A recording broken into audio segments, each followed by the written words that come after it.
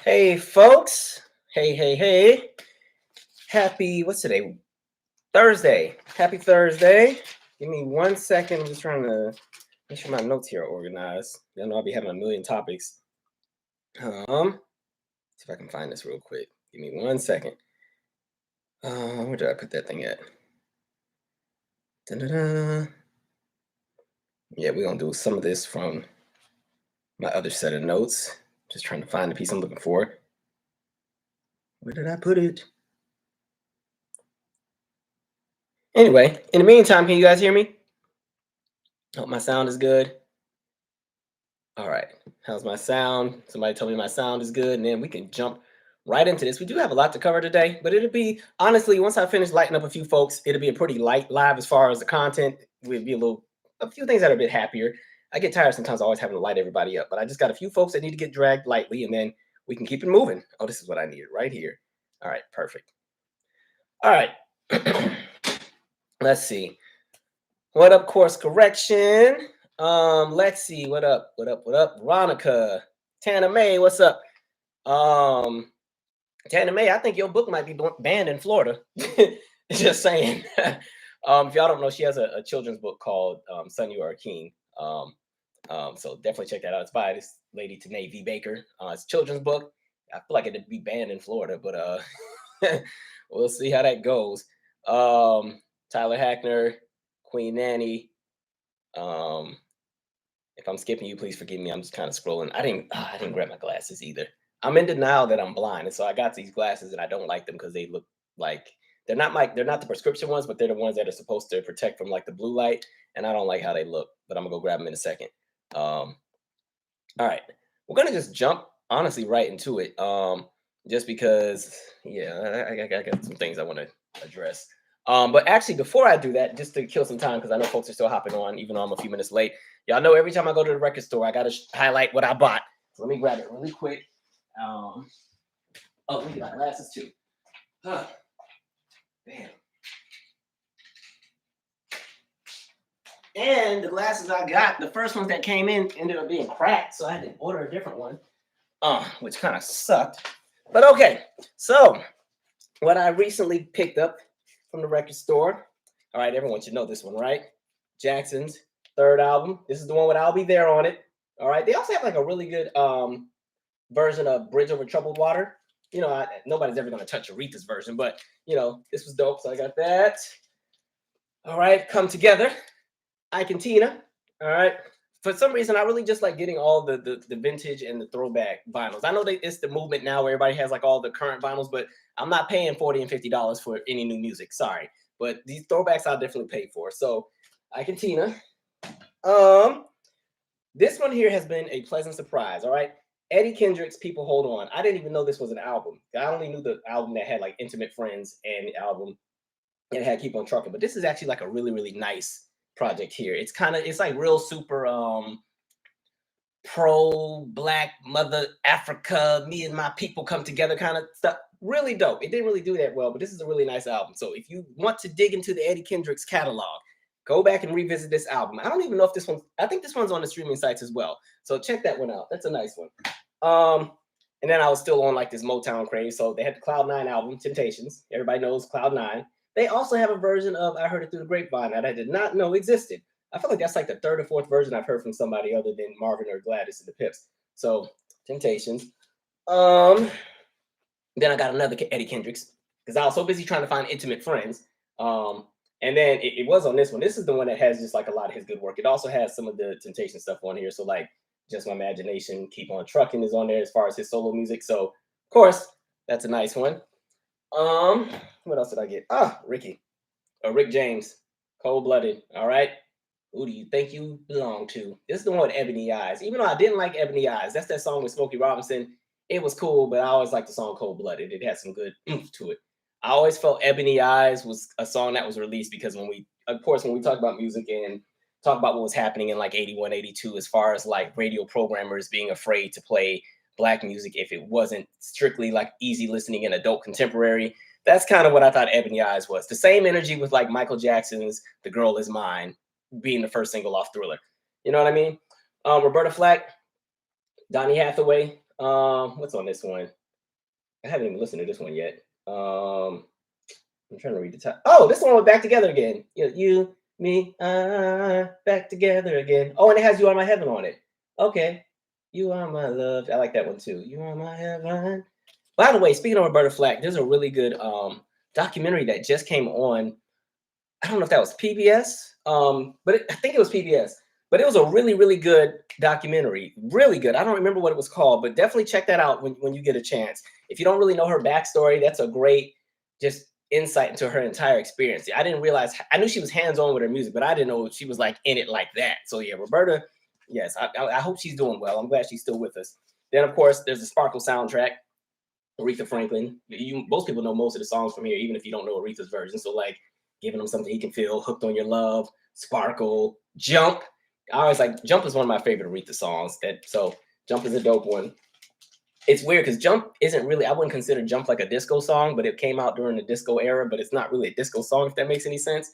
What else did I get? All right, this one I'm still checking out. This is like one of those compilation ones, History of Rhythm and Blues. So it has some songs on here like The Diamonds, A Beggar for Your Kisses, The Clovers, Yes You Will, The Chords, Shaboom, Joe Turner. I know Shake, Rattle, and Roll. I know that song. The Drifters, Honey Love. I know that one. Ray Charles, I Got a Woman. So it just has a bunch of different tracks on it. I just be in the store just racking up stuff. Don't even be like reading no prices. Just, oh, I want that one too. And then be pissed off when I get to register. Dionne, Warwick story. All right. I think it's a concert through the years, or I thought it was Decade of Gold. Yeah, Decade of Gold. This one has a whole bunch of stuff on it. So yeah, it has Boys in the Back Room, Don't Make Me Over, Say a Little Prayer, I'll Never Fall in Love Again, not to be confused with Never Love This Way Again. Put a Little Love in Your Heart. This is actually a concert, a album of different concerts. Walk On By, Promises, Promises. She has a good documentary as well. I don't know if you saw that on CNN. That was a really good one too. I didn't realize Dionne was about that life. Like I feel like Dionne used to carry a blade under her wig, to be honest. Like she seemed like she'd be the kind. Temptations Masterpiece. This is the one that had, well, I guess Masterpiece is like the title track that's on it, but this is the one where they were just about to stop working with something Huff. But long story short, this is like after Cloud 9, I think, and this is when they were kind of on that. Is it Gamble and Huff? I think Gamble and Huff, I think, is the producer for this. I can't remember. If I'm wrong, somebody correct me. But by then, the producer was really in this like music space of just being so abstract and so creative. And so by the time they came out with this 13-minute song, they were like, all right, we're gonna have to switch it and switch producers after this. Because at this point, they were already going through the slowdown. And I could just look on here and see who the producer was. Do they have it on here? I want to say Gamble and Huff. Oh, no, I'm just playing. Norman Whitfield. Silly me. Norman Whitfield. That's the name. Boom. Yeah, but Norman Whitfield had definitely like gotten to this really creative space. So this was like, I think the last project they did with Norman Whitfield, because by then he was in like a different space. And the music was still good sonically, but I think for like radio and stuff, they didn't really know what to do with it. And then the last one, Dionne Warwick, another one, Golden Hits, Do You Know the Way to San Jose, Message to Michael, Who Can I Turn To, all of those kind of tracks like that. So I just like loading up and building on my collection. All right. Anyway, now that I done got y'all up in here, we can have some real conversation. All right, let's start with Grand Wizard Desantis and his foolery. Where do I even want to start with this? So let me actually read something first before I give my 2 cents on everything. So give me a second while I read a few bits. All right, so this first portion I want to read, because there's been a few things happening. Now, as we know, we've already done a video in regards to the challenges he wanted to put against College Board in regard to the AP classes that would have specialized in Black history. And I will talk about that course in a second. But so we've seen that happen. We've seen kind of the banning on certain books. And we've also now seen that he would also kind of want to pull what you would call like DEI, anything out of the colleges and universities. That's the whole diversity, inclusion kind of stuff. And so this says, Florida Governor Ron DeSantis on Tuesday announced plans to block state colleges from having programs on diversity, equity, and inclusion, and critical race theory. The Republican governor debuted the proposal as part of a larger higher education legislative package that is expected to be taken up by the GOP-controlled State House when its regular session begins in March. I'm going to skip this part about him running for president. And then they say critical race theory is a way of thinking about America's history through a lens of racism. Scholars developed it in the 1970s and 80s in response to what scholars viewed as a lack of racial progress following the civil rights legislation of the 1960s. It centers on the idea that racism is systemic in the nation's institutions, which function to maintain the dominance of white people in society. I'm going to honestly say the reason why I think we ran into a lot of the problems we ran into after all the civil rights legislation passed was because then everyone wanted to pretend that racism had been fixed.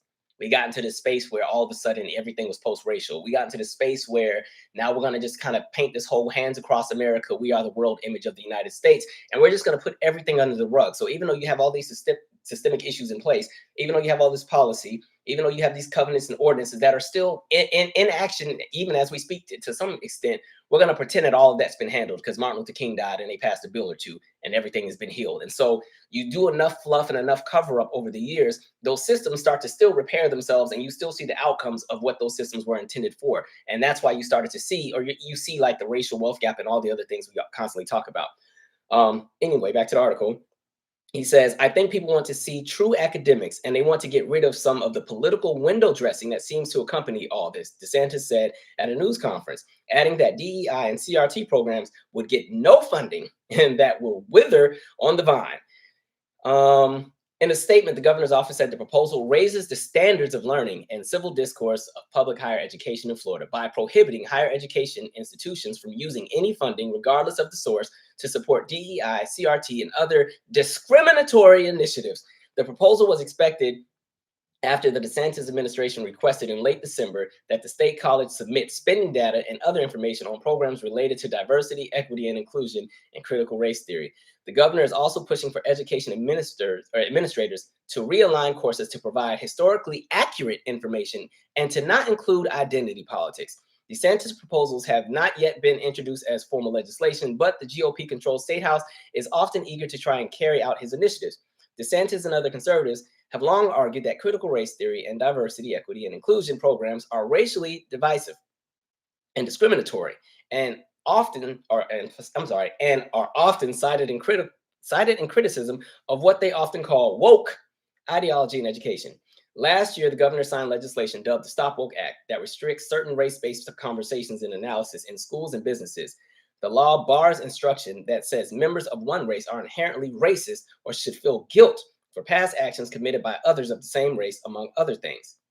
This month, DeSantis' administration blocked a new advanced placement course on African American studies from being taught in high schools, saying that it violates state law and is historically inaccurate. So far, at least 25 states have considered legislation or other steps to limit how race and racism can be taught, according to an analysis from Education Week. 8 states, all Republican-led, have banned or limited the teaching of critical race theory or similar concepts through laws of administrative actions. The bans largely address what can be taught inside the classroom. That's one part. Second piece I wanted to read, I'm going to skip through some of it because we're not going to read the whole thing. All right. Efforts are underway in Florida counties to comply with a new law championed by Governor Ron DeSantis that requires approval of books in classroom libraries. Manatee County School District teachers are experiencing fear and confusion as the district works to implement HB 1467, which requires that books be pre-approved materials or vetted by a media specialist trained by Florida's Department of Education, according to Pat Barber, president of the Manatee Education Association, the county's teachers union. A document provided by the district that lays out new statutory changes to HB 1467 indicates violations could be considered a third-degree felony. It's unconscionable to me that teachers would be put in a position that their good deed of providing classroom libraries for their students in order to instill the love of reading could possibly result in a felony, Barber told CNN. The book provision, which took effect in July after being signed by DeSantis last year, requires library media resources be approved by school district employees who hold a valid educational media specialist certificate, according to a June memo. According to Florida's Department of Education, which was putting out guidance memos as recently as December, selection of library materials, including classroom libraries, must be free of pornography, which you're not going to find that in no classrooms, but and prohibited material under the law. What's interesting with that as well, and I don't know. So I was thinking back to when I was a kid, like when I still lived in Italy, and when we had to go to Rome and go to Florence and go to all of those, places where all of the great art from the Renaissance was highlighted, and we had to go and see the 17-foot David. You remember like the big David statue? Because remember, like art during the Italian Renaissance, a lot of the sculptures or the paintings or the statues that were built would always be of people that were naked. And what we were taught was that was just the art of the time. And I don't know, I felt like we were just in a space where we were mature enough to understand what we were looking at because we were like in 4th or 5th grade. So it's interesting that now we're kind of seeing I don't want to say a dumbing down of, what's happening in regard to all things cultural. And I'm not saying that we need to just all of a sudden give books to children with body parts in it, but it's just interesting that what they're trying to literally do is associate conversations of race and everything and kind of put it under this umbrella, and put it into the conversations around even the LGBTQ community, and tie it into this whole thing where there's predators and pornography people trying to corrupt the children with woke content and racism, and put it all in one big casserole and throw it back out there. That's what this is about. Um, so I'm going to stop there because I have a little bit more to say. So with that being said, one thing that I have noticed over time, because this is not like the first time we've kind of seen anything like this, there's always a pattern in regard to when the status quo gets challenged and people want to change things. The first thing you always end up seeing is you see someone who's in power or somebody who has some kind of influence. They create a false narrative or they label a problem that isn't really a problem. That's always step one. In this instance, it's going to be critical race theory. It's going to be the whole woke thing. It's going to be race. It's going to be anything that goes against the founding fathers. Step two is always going to be then you get a following by creating a bunch of outrage. So you get the support of the masses. You get the support of the people who honestly, they think they feel the same way because of getting the information has been presented in such a way that makes it seem like everybody's in danger. We must do something because it's corrupting society. So now you get the mass followings. Like we said, step one, create the false narrative or create the problem and label it. Two, you get the support. Three, now you come out with new terms and verbiage, right? And so in modern times, the new term is woke. In the past, it was the race card. There's been terms like reverse discrimination and reverse racism, but right now it's woke. And the thing about woke is you can throw anything under the woke bubble, right? So woke is the new term. The next step is they always create some kind of punitive policy. So now we're seeing what's happening in the schools. You're seeing in the workplace, they're starting to strip programs. They're starting to kind of change things. They're doing any and everything because, again, it goes into that same cycle. And then the next step is you recategorize what falls under that category. It's almost like a vacuum effect. So in the same way that anytime Black people called out anything wrong with America, it was always seen as like pulling a race card. Now it's that same space with conversation of the term woke. But even when you talk about the term woke, woke is now in a space where you can even use it in different ways, where now even when you're just teaching history, or if there's just certain figures or people from history that you reference or mention in a history book or an essay or any kind of research paper or anything, it can be considered woke content. So when kids are learning about Ruby Bridges, all of a sudden that's too woke for children. If children are some schools at this point are barely even teaching about Martin Luther King because Martin Luther King is even too woke for the kids now.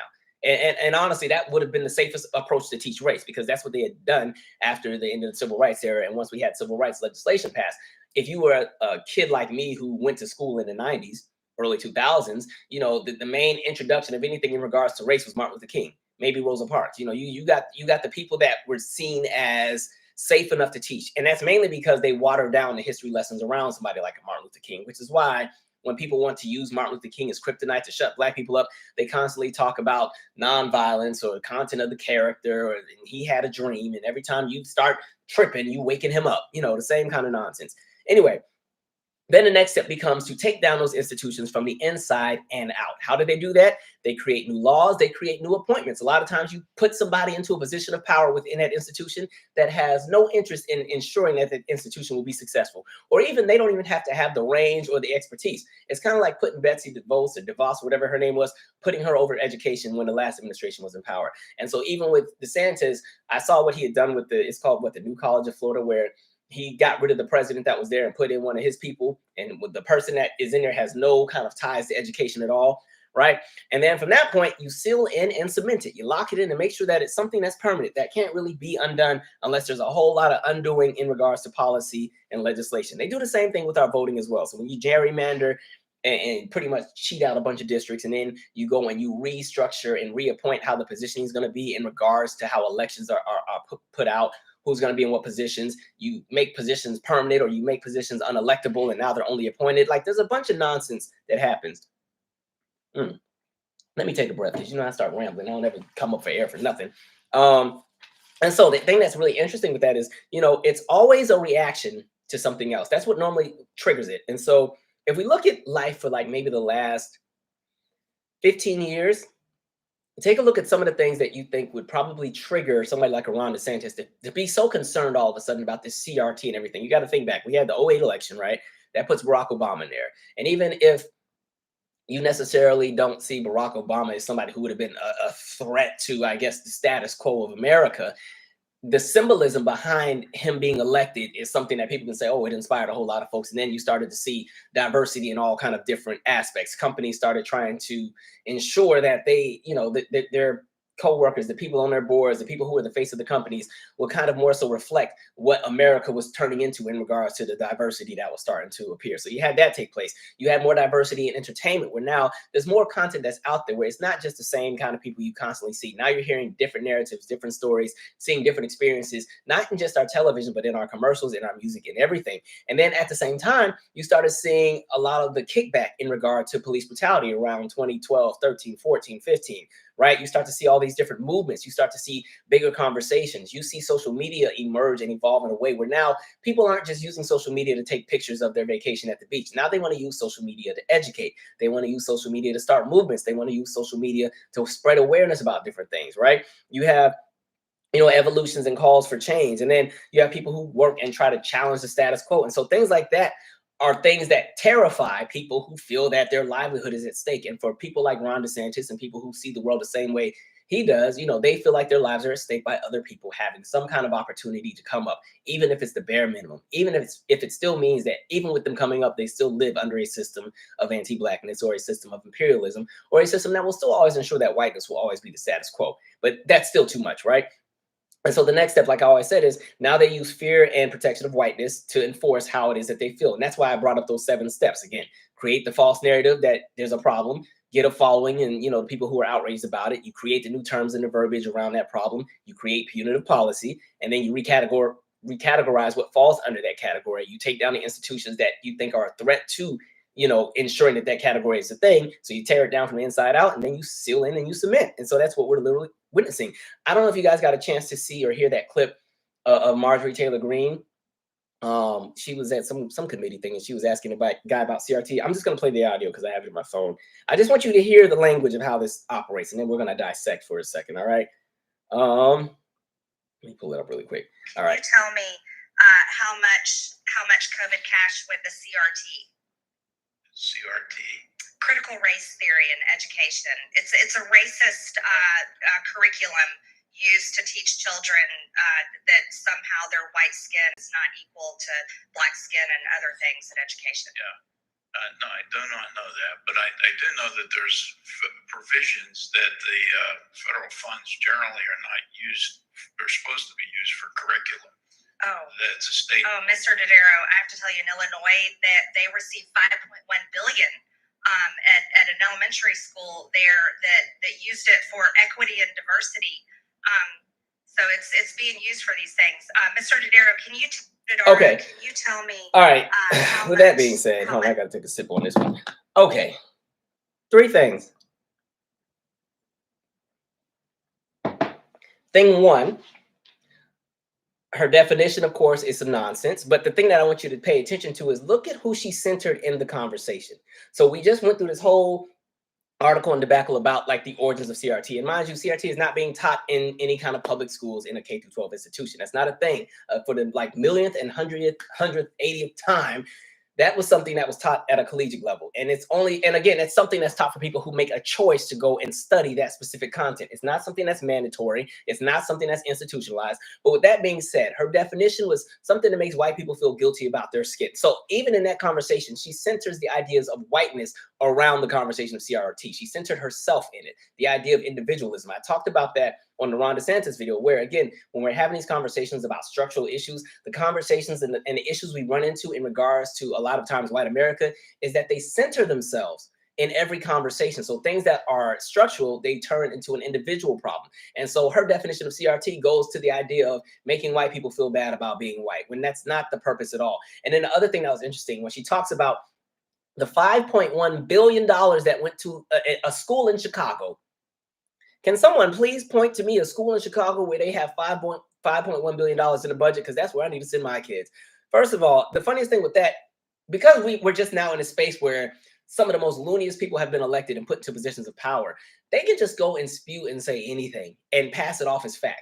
And the scary part is people will get behind them and rally behind it and believe it just because they also want to believe it, all in regards of making sure that that status quo still stays in power. But if we want to talk about that $5.1 billion she's talking about, again, remember in 2021, you had federal policy come out and funding come out to all the different states in regards to COVID, making sure that, you know, states were able to support themselves, so on and so forth. So $5.1 billion was given to the state of Illinois, not one school in Chicago. And in regard to the money that was given to that state, that was money for everything from like PPE equipment, things in regards to healthcare, different opportunities for different companies and businesses that were working within the pandemic. That was even in almost a conversation of bailouts. But for her, she's like, oh no, they $5.1 billion for some school in West Chicago somewhere. They're teaching the CRT.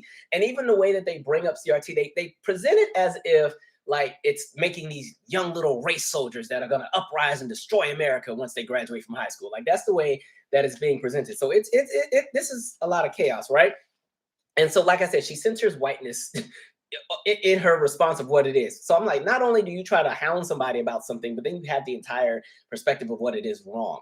And again, it's not the first time we've seen this. We had these conversations about textbooks, but I want to kind of remind you guys that even in modern times, what we've seen with even Ron DeSantis and the whole AP conversation, we've seen that before with our textbooks. And some of that has already been kind of locked in and has been practiced for years. So remember when we talked about McGraw-Hill, I want to read a few things really quick. All right, when we talk about how textbooks in the United States are produced and sold, all right, step one, authors, often academics, write a national version of each text, right? So they make a national book. This is the book of America and the world. This is all the things that took place. Step one. Then we get to step two. Publishers customize the books for states and large districts to meet local standards, often without input from the original authors. What does that sound like? Remember when we were reading a bit with Ron DeSantis and he was saying those books in his classrooms, they're going to go through a whole vetting process. And what did you say? The media verified certificate holders, they're going to be the people who can determine which books are allowed in the classroom. This is that same kind of thing. Again, it's saying publishers customize the books for states and large districts to meet local standards. Local standards are voted upon by the people in these local positions. That's why I always say when people get super pissed off about whatever happens in the country, they say they don't vote no more. And I'm always like, I understand the frustration, but recognize every time you choose to sit out, especially with the smaller elections like the school board and county supervisors and city council and all that kind of stuff, things only get cemented. People spend too much time worried about who the president is and who the senators are and who the governor is. But I understand these things, it's just like a web of so many different things. So that's step two. Step three, state or district textbook reviewers, that's them certified media people DeSantis was talking about, go over each book and ask publishers for further changes. And what makes it really interesting with that, the reviewers a lot of times don't even have expertise in the field that they're reviewing. Okay, these are just random people off from wherever that are passionate about something and they get into these positions. So now they're going and they're combating against the actual scholars and the people who have done the research and saying, well, you're not going to teach that because it's going to influence reverse racism, reverse discrimination. It's going to make white people feel bad. Right? So that's what we get. And then step four, publishers, because they're not going to say no to money, they're going to still do it anyway, revise their books and sell them to the districts and the schools. And so what do we end up getting? We end up getting states that all have the same history course, but different lessons and how each lesson is going to be taught because states all have different regulations. And so I was reading, there's an article in the New York Times when they're not tripping. And it highlighted just the differences in textbooks between Texas and California. And this is not to be an endorsement of any state or how they do anything, but I just want you to see the difference. All right. So in this first segment, let me get the right thing. This phone be tripping, man. It's almost time for a new one. All right. So this one was talking about white resistance to black progress in the United States after everything like slavery, but it talks about how it was portrayed differently. So in the California textbook, it states, this is after the civil rights era or during the civil rights era, as people are starting to pretty much, this is white flight, what they're talking about. They just didn't want to say it. All right. So the California textbook says, movement of some white Americans from cities to the suburbs was driven by a desire to get away from more culturally diverse neighborhoods. That's the California version. In Texas, that same segment in the book would have said, some people wish to escape the crime and congestion of the city. So that might not sound like a really huge difference, but just with those two bits right there, that could lead into two totally different conversations. So again, you go from a conversation of Movement of some white Americans from cities to suburbs was driven by a desire to get away from more culturally diverse neighborhoods, meaning, all right, I don't like redlining, I don't like all these folks up in here, we're gonna move further out. And then you go to the other conversation, some people wish to escape crime and congestion of the city. So now you highlight the imaging of the city and paint a picture of, okay, well, everybody in the city is violent, they do crime. And so when you're talking about the image of what you think of when you see the city, and you're talking about the context of when this book would have come out, when you think of the city or the inner city, you think of Black people, right? And so again, people are moving out to escape from the crime. Okay, so that's that segment. They have another portion where they talk about Reconstruction. So the text, it says, let me see, Texas says that white Southerners oppose Reconstruction because of tax increases as well as racial resentment. California instead includes primary source quotations from Black historical figures about white resistance to civil rights. All right. Both states say that breaches of racial etiquette led to lynchings after Reconstruction, but only California, whose edition was written more recently, makes clear that the perpetrators of lynchings also hope to discourage Black political and economic power. So there's a big difference in that, because when you're talking about the fact that people have been lynched, but then you talk about the reasoning behind why society was okay with the lynching of Black people, it paints a different narrative. Because if you're trying to discourage people from voting, it brings up the question, why do you want them to not vote? Because what is it that you're afraid they're going to vote against or vote for? And it brings up that different picture. It kind of flash forwards into modern time, where we talk about all of the voter disenfranchisement and why they don't want certain demographics to vote. And, you know, that's why you go to certain places like, what is that, Harris County in Texas, where there's I think it was a pocket of almost 2 or 3 million people that only had 2 polling stations. You know, the idea of trying to discourage people from wanting to vote for different reasons. So we're seeing the same nonsense. Another example, we have California states that enslaved women face sexual violence from owners and overseers. California also mentions the Lavender Scare that targeted lots of, let me see, hold on, wrong thing. But Texas makes no reference to sexual violence from owners and overseers. So these are the things that we're talking about. So again, and that kind of goes back to how even the conversation of slavery is taught in different states. We talked about the state history book from Georgia from 1954, where they talked about how slavery wasn't too bad. And, you know, they used to actually have a froth after all the work was done. You know, they'd go out and put on some music and sing and dance, and the dog would just lay on the porch. And, you know, those who were enslaved would just dance in circles. They were just so happy that they had a place to stay and a roof over their head and food to eat. And the people that owned the plantation were actually pretty good to them. Folks were actually happy. It was one big giant family, you know, so that's kind of the narrative that you see put out there. Let me see, do I have anything else in here? Okay, I've read a lot for y'all. We've read all day.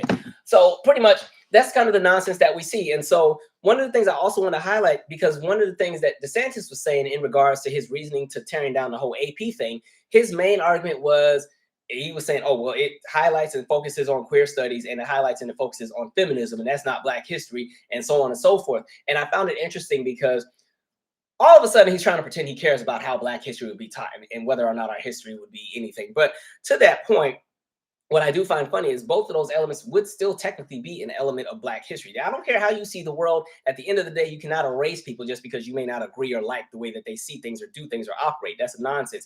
But I found pretty much the course at glance and the units and the weekly focus. So this is what would have been in this AP course. And I'm also side-eyeing the College Board because they definitely gone and stripped down this course a whole lot and erased a whole bunch of authors and everything. So Unit 1 was Origins of the African Diaspora. I also will say, I think if we're going to get into this conversation of Black history, we might also have to start coming to a space where you start to make a distinction, where maybe you might have to have more of a diaspora course. You might have to have a course specifically that centers on the plight of Black Americans in the United States. And I only say that because I think UCLA has a program like that in their graduate levels where they have Africana studies, but I think they were one of the first universities to have a doctorate program specifically in the history of like Black American history. And I'm only saying that because what's kind of somewhat happening is because America is changing in regards to demographics, especially in the last 40 years, the Black experience, all of the experiences of everybody within the diaspora, the Caribbean, all these different spaces, they're kind of putting us all in one big magical bubble and kind of making our history one universal experience. And it's not necessarily that, because though we come from the same system of living under anti-Blackness, we all have our own distinct kind of cultures that complement each other in different ways. So I think it would be really wise to make sure that everybody's distinction is still recognized. You don't kind of just put everybody in one bubble, because I think what it does is it leads into bigger issues and bigger like infighting, because now you have people fighting to be seen or to be heard. But getting to my point. So the first segment, Unit 1, Origins of the African Diaspora. Africa, the first look. Then the next portion, the strength and the reach of West African empires. The next segment, intercultural forces in African kingdoms and city-states. The next portion, gender, community, and knowledge production. The next portion, envisioning early Africa and African American studies. Then it goes to unit 2, freedom, enslavement, and resistance. It starts with the Atlantic Africans and the transatlantic slave trade. Then it goes to the middle passage, communal life, labor, and law. Then gender and reformation of kinship. The next portion, strategies for change part 1, strategies for change part 2, Black identities, abolition and politics of memory. Then unit 3, the practice of freedom, reconstruction in Black politics, uplift ideology, the new Negro Renaissance, art, literature, and music, migrations, Pan-Africanism, and Black internationalism, and then the AP extended essay. And then the last portion, and mind you, these are over the span of a few weeks. So segment 1 was a 5-week segment in regards to the conversation of the African diaspora.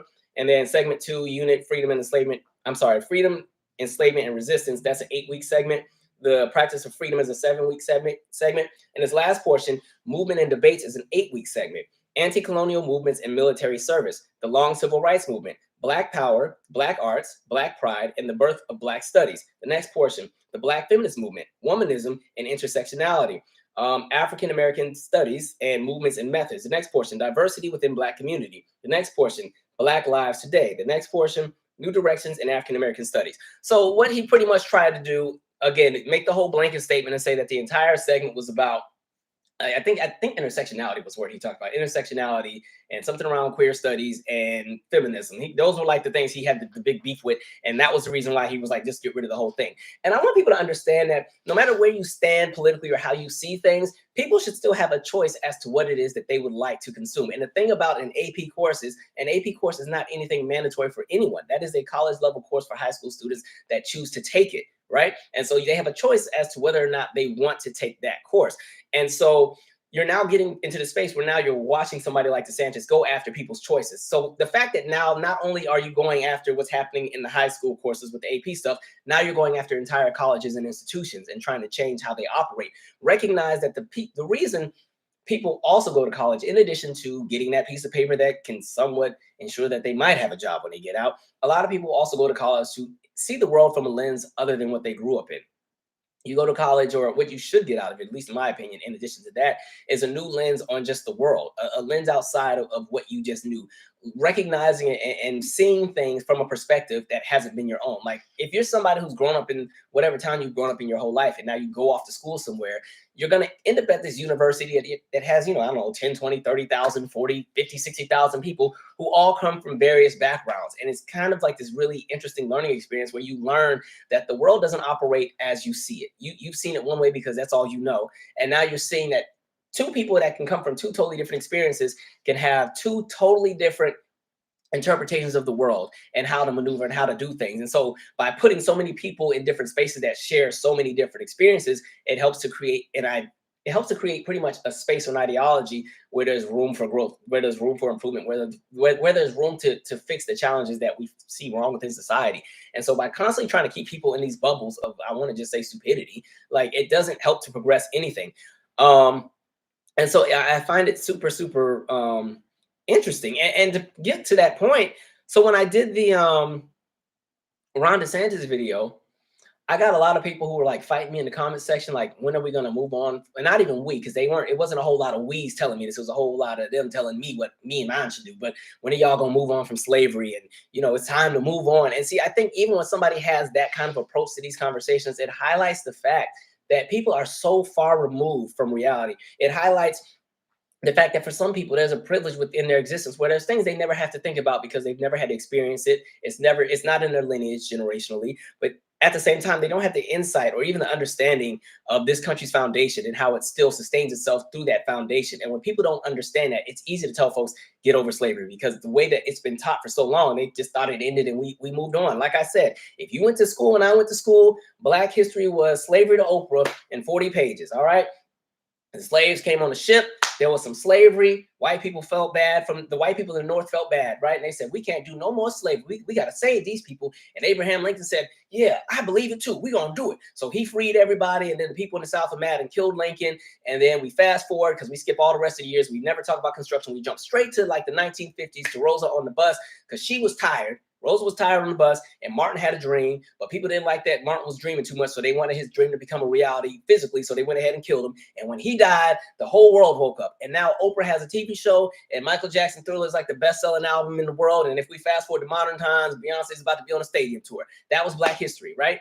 And so many people have bought into kind of that verbiage or that narrative of history. And so there was never a conversation about systems. There was never a conversation about generational wealth. There was never a conversation about how policy pretty much structured and created the United States. And there was also never a conversation about how the federal government pretty much funded the lifestyles of white America in regards to creating our middle class through items and things like the New Deal, the GI Bill, redlining, all of these different things that took place. And there's not even a conversation about how, even as we started to change our immigration laws, there were all these great benefits and laws for people who were immigrating into the country in regards to programs and grants that would help them get on their feet. But there was still just one demographic that just never quite got anything in regard to any support. So even though they had to be enslaved and then deal with Jim Crow and everything else, and finally they can finally get a piece of something, there's just never anything for them. So they're going to be denied the bank loans. They're going to be denied everything.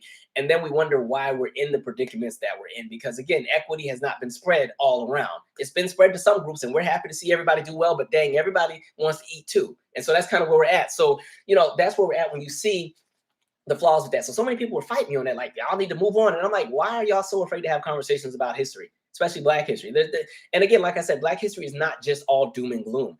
The doom and gloom portion is all the structural stuff that kind of highlights the predicaments that people are in, but that still doesn't take away from all the contributions we've had to society. Because even when you're talking about pop culture, when you're talking about food, when you're talking about even in engineering, sciences, we're in all of those same rooms and have always been.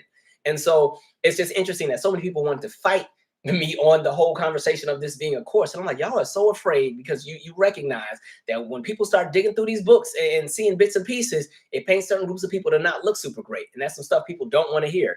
And so I just find it super, super interesting. And that's why I said I think the biggest flaw in society was when we started teaching that everything was post-racial. I really think that was something that really just did a lot of damage, because it made people stop challenging what is. I think it's always important to ask questions. I think it's always important to dig.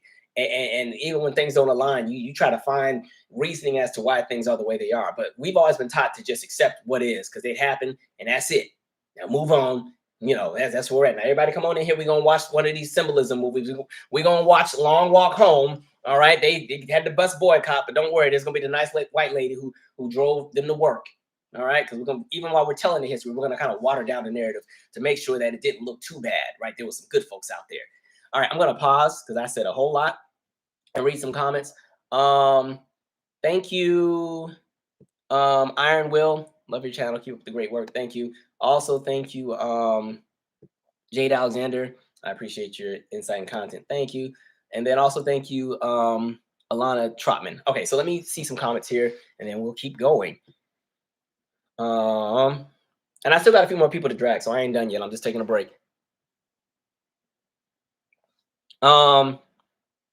Serenity Joy. Houston is experiencing bad outages again.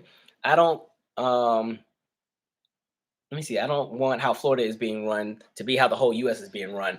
The problem with Texas and the outages is Texas is on their own power grid. Like there's 3 power grids in the United States. There's one for, I want to say, pretty much the eastern portion of the United States. There's one for the western portion, and then Texas privatized their power grid. And so I think that's why you keep seeing the problems they have every time it gets super cold. And again, that's money talks. You get a whole bunch of people with some big money, and they go and make some decisions around there, and the people end up being collateral, which I think sucks. Right? Let's keep it moving. Billy Flood said, how do you get to teach accurate, in quotes, history and not mention identity? That's what I'd like to know too. But they want to paint this idea, and this is in regard or in response to the Ron DeSantis statements. They pretty much, again, they want to teach everything from a standpoint of make everything fluff.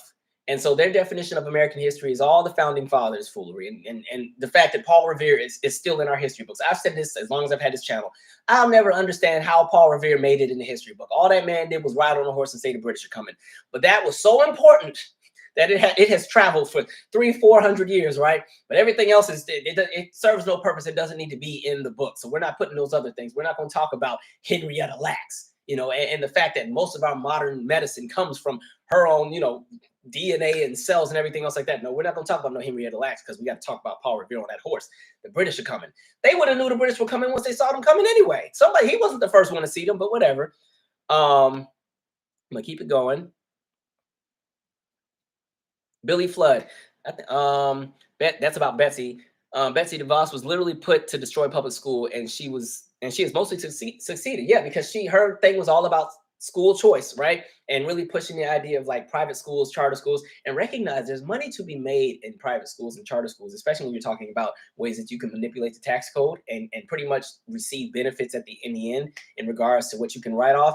Oh yeah, folks are making some money off of some of these additional schools in regards to like charter schools and magnet schools and some of the other things. And this is not to tear down charter schools or anything like that. I was a public school kid, to be honest, but there's a whole lot of nonsense going on in regard to that. And it's already bad. We only spend 6% of the budget on education to begin with. And now you want to keep stripping it down. Like they purposely put a woman who again she never went to any kind of public school. I don't even think she had to go to college. She came from money. She had no expertise, no range in that field. And they put her in charge of the Department of Education. Came in there just tearing up stuff. All right. Same thing with the post office guy, DeJoy, when they put him in there, right? Just put people in there to just do anything. Antonia Jeffrey said she hates her voice. I think she's talking about Marjorie Taylor Greene. I don't really fry up a lot of people's voices because I don't like my speaking voice. I don't like hearing myself play back, but yeah, she's still a character. Did I hear about Omar getting removed from the Foreign Affairs Committee from the House? I watched that. I saw that coming. That's all just reactionary payback, pretty much, you know, because when they got rid of some of them GOP folks that were a little loony that purposely were connected to the insurrection, they got, you know, they lost their committee positions. And so this is their way to go after her. And again, she also comes from a different, I think she's Somalian. And so they, you know, paint her to be the Muslim terrorist kind of person. They've been after her this whole time. I liked what AOC had said where she was talking about how, you know, they wanted to take out Omar for whatever statement she said, but then you have somebody like a Marjorie Taylor Greene who's literally threatened this woman's life, and she's sitting on the oversight committee or whatever committee she's on. I'm like, yeah, you're seeing the double standards. American politics is a headache. A bunch of lunatics, a bunch of idiots, I swear. Somebody said, where's the money? I don't know, because $5.1 billion for a school, that would be the best school in America. $5.1 billion. My goodness.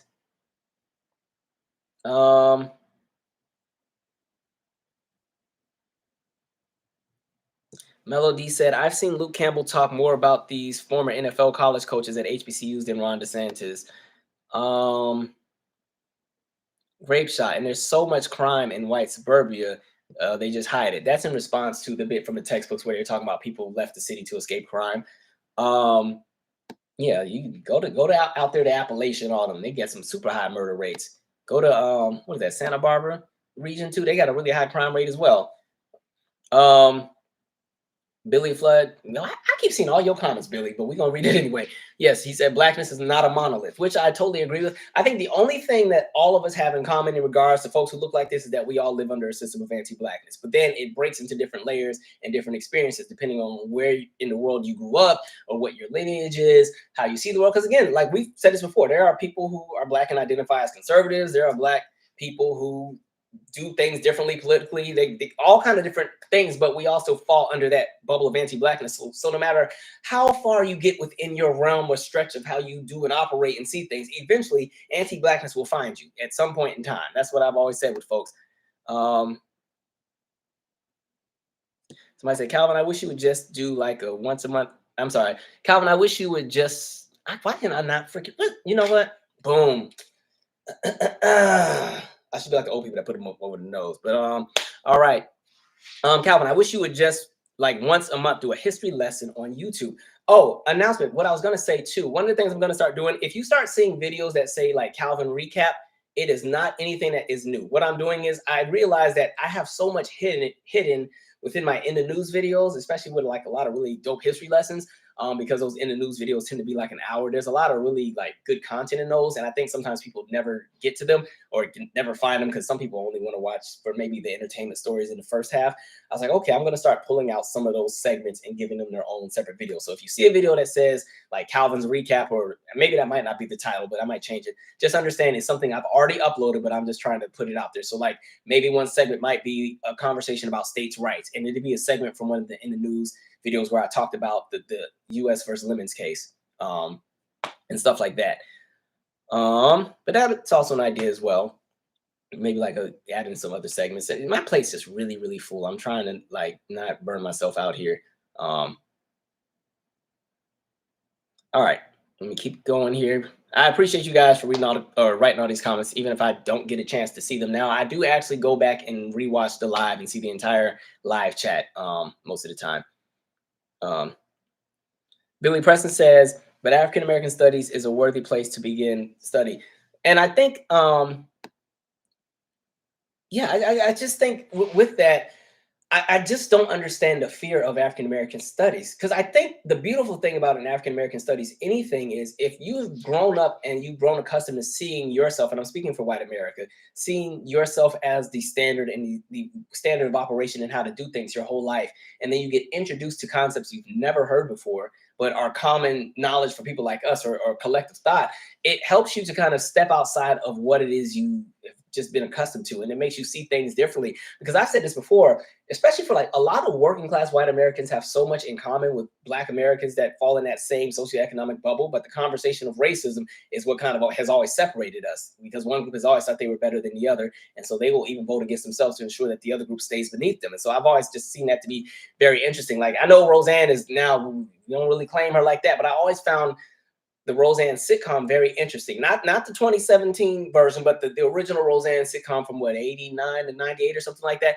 The episodes were very interesting in regard to how they saw things politically and how they saw things in regards to like large corporations taking advantage of the working class and people just trying to make it to the end of the month, and you know the bills are packed. Like I was like, that's very interesting because that's relatable for a lot of people. But you know, such is such. Pretty much, she dropped and fumbled that bag. All right. Trying to get to the bottom of this.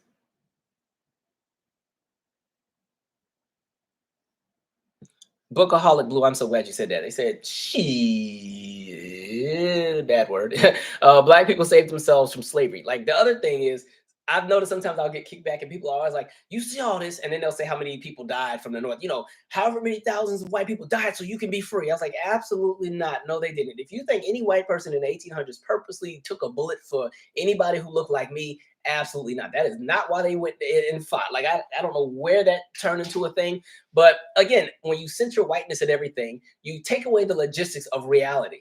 And you recognize that I've said this before, but what was happening in the South, you have the North that's now industrializing. They're building the factories. Slavery's been outlawed in some portions. They still got a lot of problems up there too. Don't think it was just a gravy train in Eureka's Castle and Black folks were up there dancing in circles. They were still getting lynched up there too.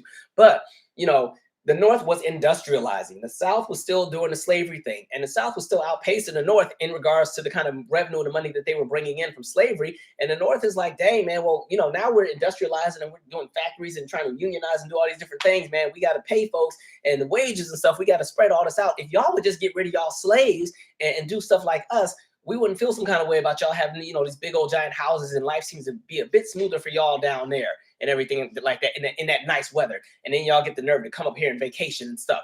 And so, no, it was so much deeper than just wanting to like free the slaves. The whole conversation of slavery was definitely the main theme behind the Civil War, but it wasn't about people in the North feeling bad for Black folks. It was a conversation specifically about one, the South is like, you're not about to ruin our economy and take away our slaves. This is our livelihood. And the North is saying, well, we're trying to get y'all to just go ahead and join us. Because remember, they had an election and you had all the Confederate states vote for their candidate. All the Union voted for theirs. But because of the Electoral College, the Union won. It was like, Lincoln is president. So it's like a power struggle. And it's all centered in the idea of slavery and everything else like that. But it wasn't about people in the North, you know, feeling bad. And so they were willing to die for Black folks. I don't know where. I think we'll do a video on that. I'm gonna go back and revisit that because I got some good gems on that one. We could talk all day about that one. bunch of nonsense. Anyway, okay, I got to get to the bottom of this chat because I got a million other topics. I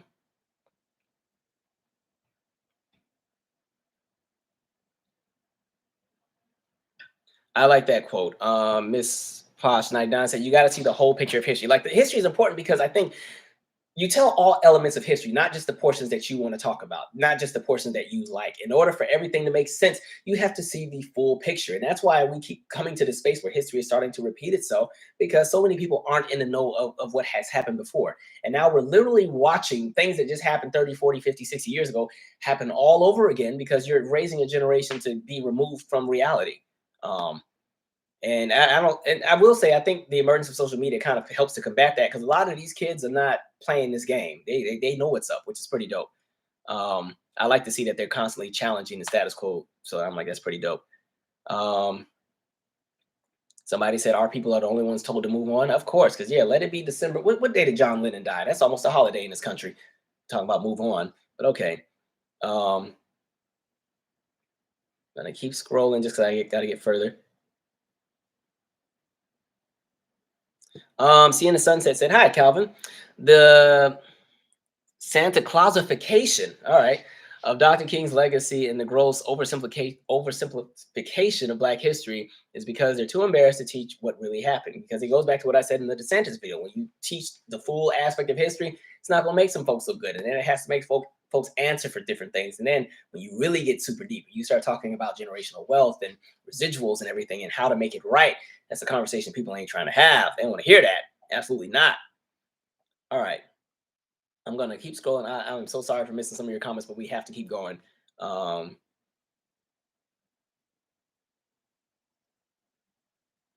Alan said, "Did you hear about the Chinese spy balloon the Pentagon saw?" I think that thing's still floating around somewhere right now. I will say this, listen, because I keep seeing this verbiage about China. I'm telling y'all now, don't bring us in that nonsense. Whoever's in charge, like China ain't thinking about me, and I ain't thinking about them. Let China be over there and do the China thing, and we're gonna be over here minding our business. So all of the world leaders that got beef with each other, y'all go lock yourselves in a room with box cutters and duke it out. Don't bring all of us in this to be collateral. We don't need any more wars. And like I've said, I have yet to see a war that we've jumped into that we needed to be in. Like, stop going and taking advantage of these people who unfortunately are in a space where they feel that in order to have a livelihood or somewhat of a decent living, they're going to choose to fight for the country. I'm not going to judge anybody who chooses to do that. Much respect to those who are willing to take a bullet for the country.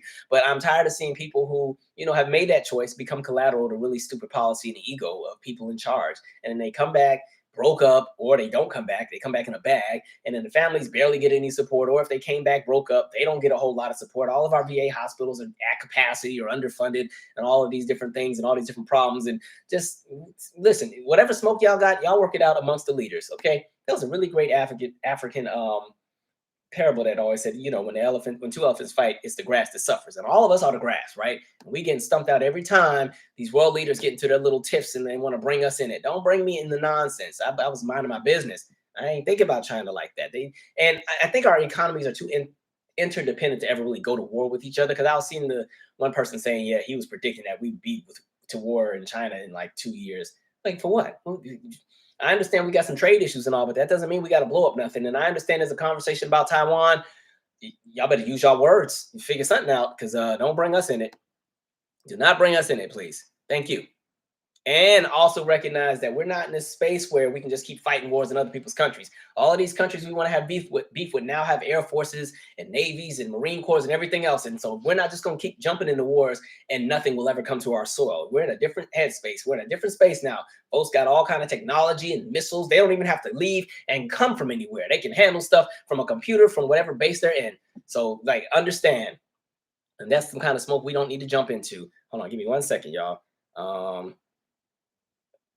What is this?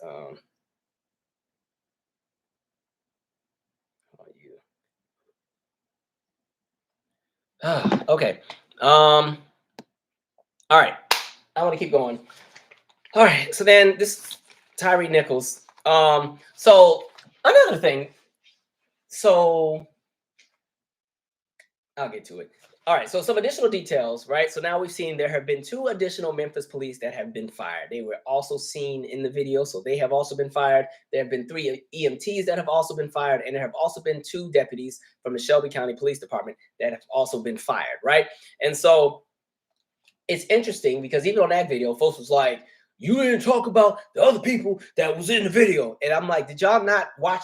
Clearly, I made my video before the video was even released, 1. And then 2, I said I wasn't going to watch the video. But even with that being said, it still proves everything I said in the video, because the main question I asked, I said, if there were other officers who would have been of another race, would we have seen the same swift action? And the answer is no, because initially when we saw everything, we saw them first 5 go and get fired and locked up and their faces plastered all over the media. And before that video was out, you would have thought it was just those 5. And then we learned there's a whole bunch of other people tied into this, EMTs that didn't help, other police that were tasered as well. And look how long it took for all of those other people to finally become a part of the conversation. It still proves everything that I was saying.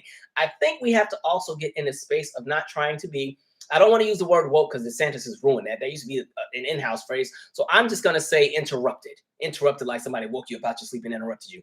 We got to get out of this habit of wanting to be the most interrupted person in the room. It's not a competition about who can, display the most outrage. I'm not in that space. I don't want any titles. I'm not doing this crap to try to become, you come to Calvin for all of your knowledge. I have never, ever portrayed myself to be the knowing of all things. I just have an opinion and just want to share it when I got something to say.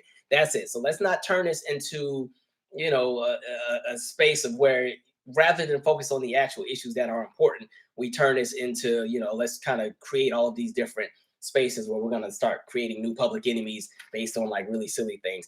But it's interesting. But even with that being said, you're still seeing the same cycle. I know they had the funeral service being broadcast. I didn't watch it. I'm good right now. But you're still even seeing like the same symbolic gestures. I don't know if you guys have seen this, but the Miami Police Department, where they're like, oh, we're celebrating Black History Month. And then they revealed that police car that had like all the Africa and the red, blue, and the black paint on it and everything. And I'm confused at what that is supposed to do or mean. Like that's not anything anybody asked for. And at the end of the day, who y'all still gonna be locking up and putting in that car? Now all they doing is just riding with a prettier color car, looking like one of them cars off Jurassic Park. Like, get out of here.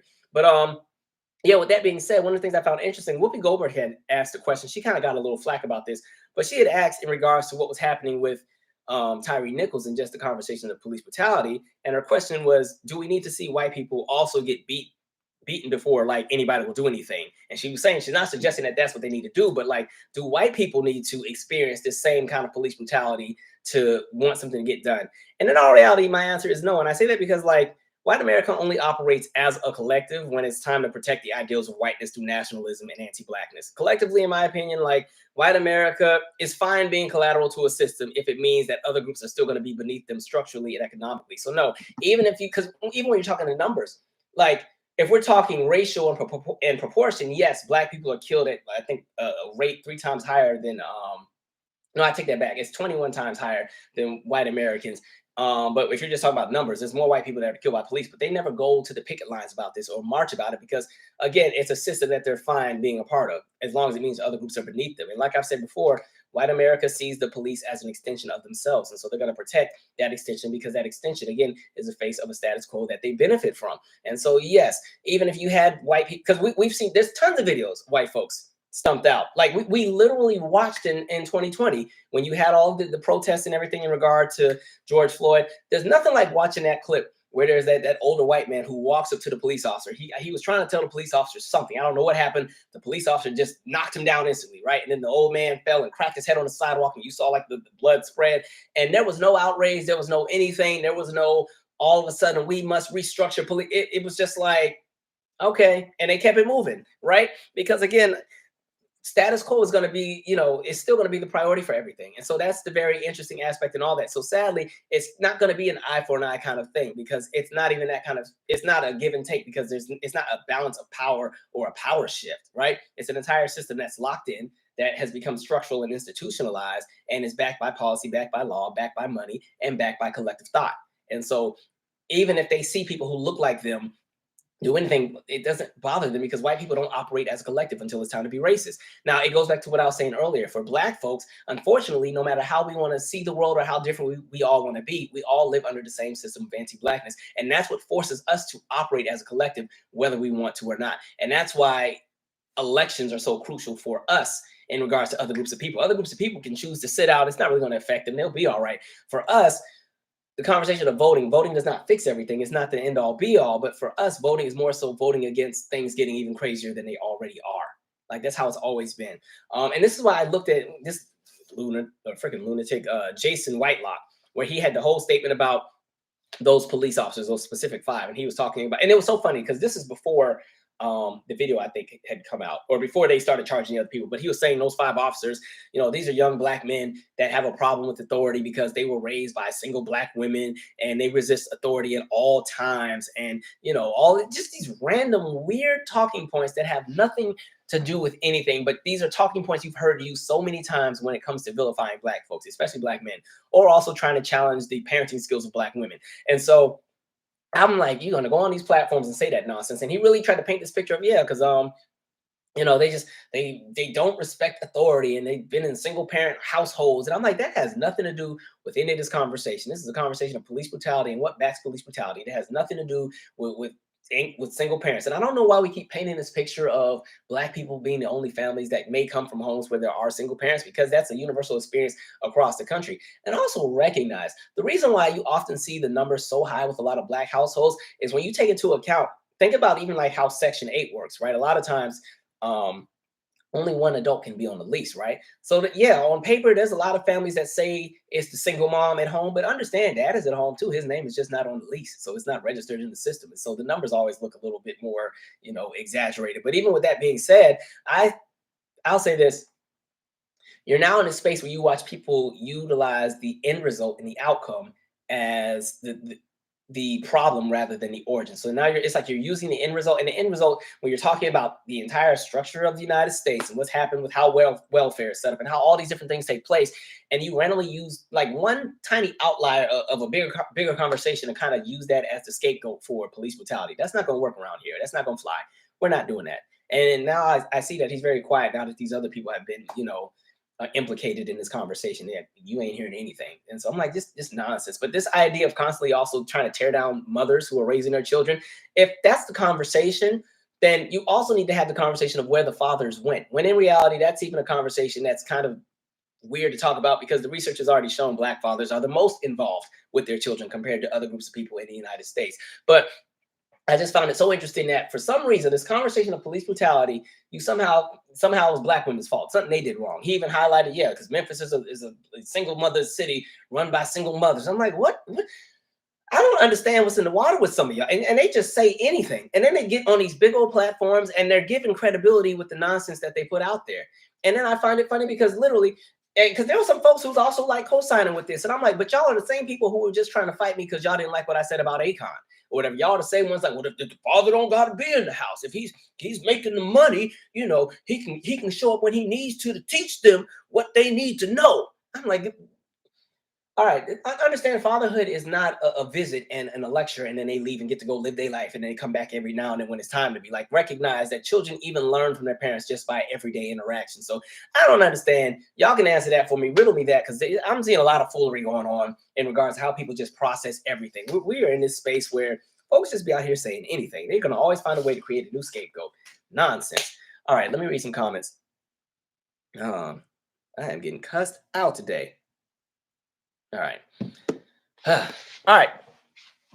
Boom, boom, boom.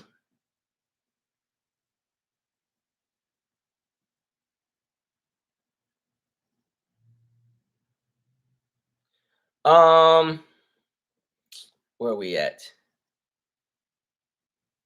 Billy Flood said, Billy, you keep showing up in my comments, man. No, I'm just kidding.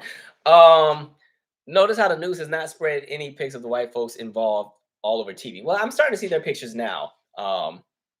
It's starting to kind of be spread there. But I think with what I said in that specific video, they were so happy to have some folks that were Black that did it. They're like, oh, hell yeah, spread them all up out there. And this is not to give them a pass for their nonsense. Everything that's coming to them, they deserve. Because what kind of nonsense? Like, what? Why? I'm still disturbed by that. And then there's 20 hours of footage that we have not seen as far as like what happened afterwards and everything like that. And that one is still terrible. And as I see more pictures of Tyre Nichols, it gets even sadder and sadder. I'm just like, man, it's so easy to vilify us. And just because people, even with that, are trying to justify the killing of Tyre Nichols. And what was really interesting, I was going down the YouTube rabbit hole the other day, and the clip from the Oprah show. I don't really deal with Oprah like that, but it was a clip from during the not Rodney Jerkins, such a music head, Rodney King situation where, when he was beat down, and then they had the verdict episode. And so, of course, the 4 police get off. And so this white woman comes on there, because this is back when Oprah used to let people talk, pass the mic. It's kind of like that same energy they had with Phil Donahue. And this white girl in college, she was about to graduate. She goes on this rant like, well, I believe that the jury was correct with, acquitting the officers because we didn't see the first 60 seconds of the video. And so that was her justification. And somehow she wanted to convince everybody that whatever he may have done in those 60 seconds of the video that we did not see, or before the video had been taken, that would justify the man being beaten in the head 69 times and kicked and stumped and having his head and his skull cracked with a flashlight. And I'm like, see how easy it is to kind of just go and vilify folks. You don't even, the fact that when you say we didn't see the whole video, the fact that a man can literally have his skull cracked where his face is unrecognizable, and because of how he looks, you automatically assume that he had, he must have done something to deserve it. It must have been something he had done to somehow trigger these 4 officers to do everything they did to him. That's the same thing with Tyre Nichols. Tyre Nichols was 150 pounds. Like, that he was like my size. I'm 150 on a good day. Most days it's like a 145. But anyway, it was not going to take 5 police to take me down, right? So when it gets to that point where you're just beating somebody down like that, it's not even a conversation of safety or a conversation of trying to do whatever you thought you were doing. That's ego. That's, you've hit the point of no return, so you might as well just go all out. And again, you think you're going to be protected by that system because, again, police often get coddled and get away with doing so much. So it's nonsense. Nonsense.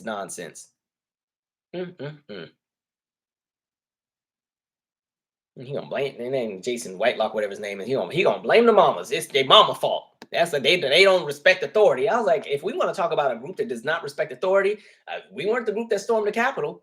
Like, what? Okay. All right. I'm gonna keep it scrolling.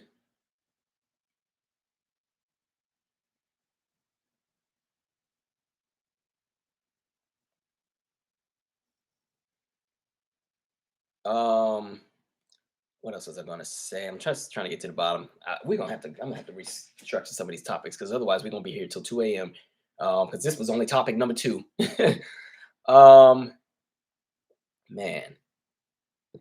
Stellar Avenger said he's trying to reinforce the opinions of racist white people. They love that rhetoric when it's coming from the mouths of. I've always said that it's so easy to use us to be a mouthpiece for white supremacy. That's why, like, you see it all the time. A lot of times, that's why I say sometimes we wear your black faces in high spaces because sometimes they're not for the collective. And a lot of times you see people come into a lot of money when they can play the game.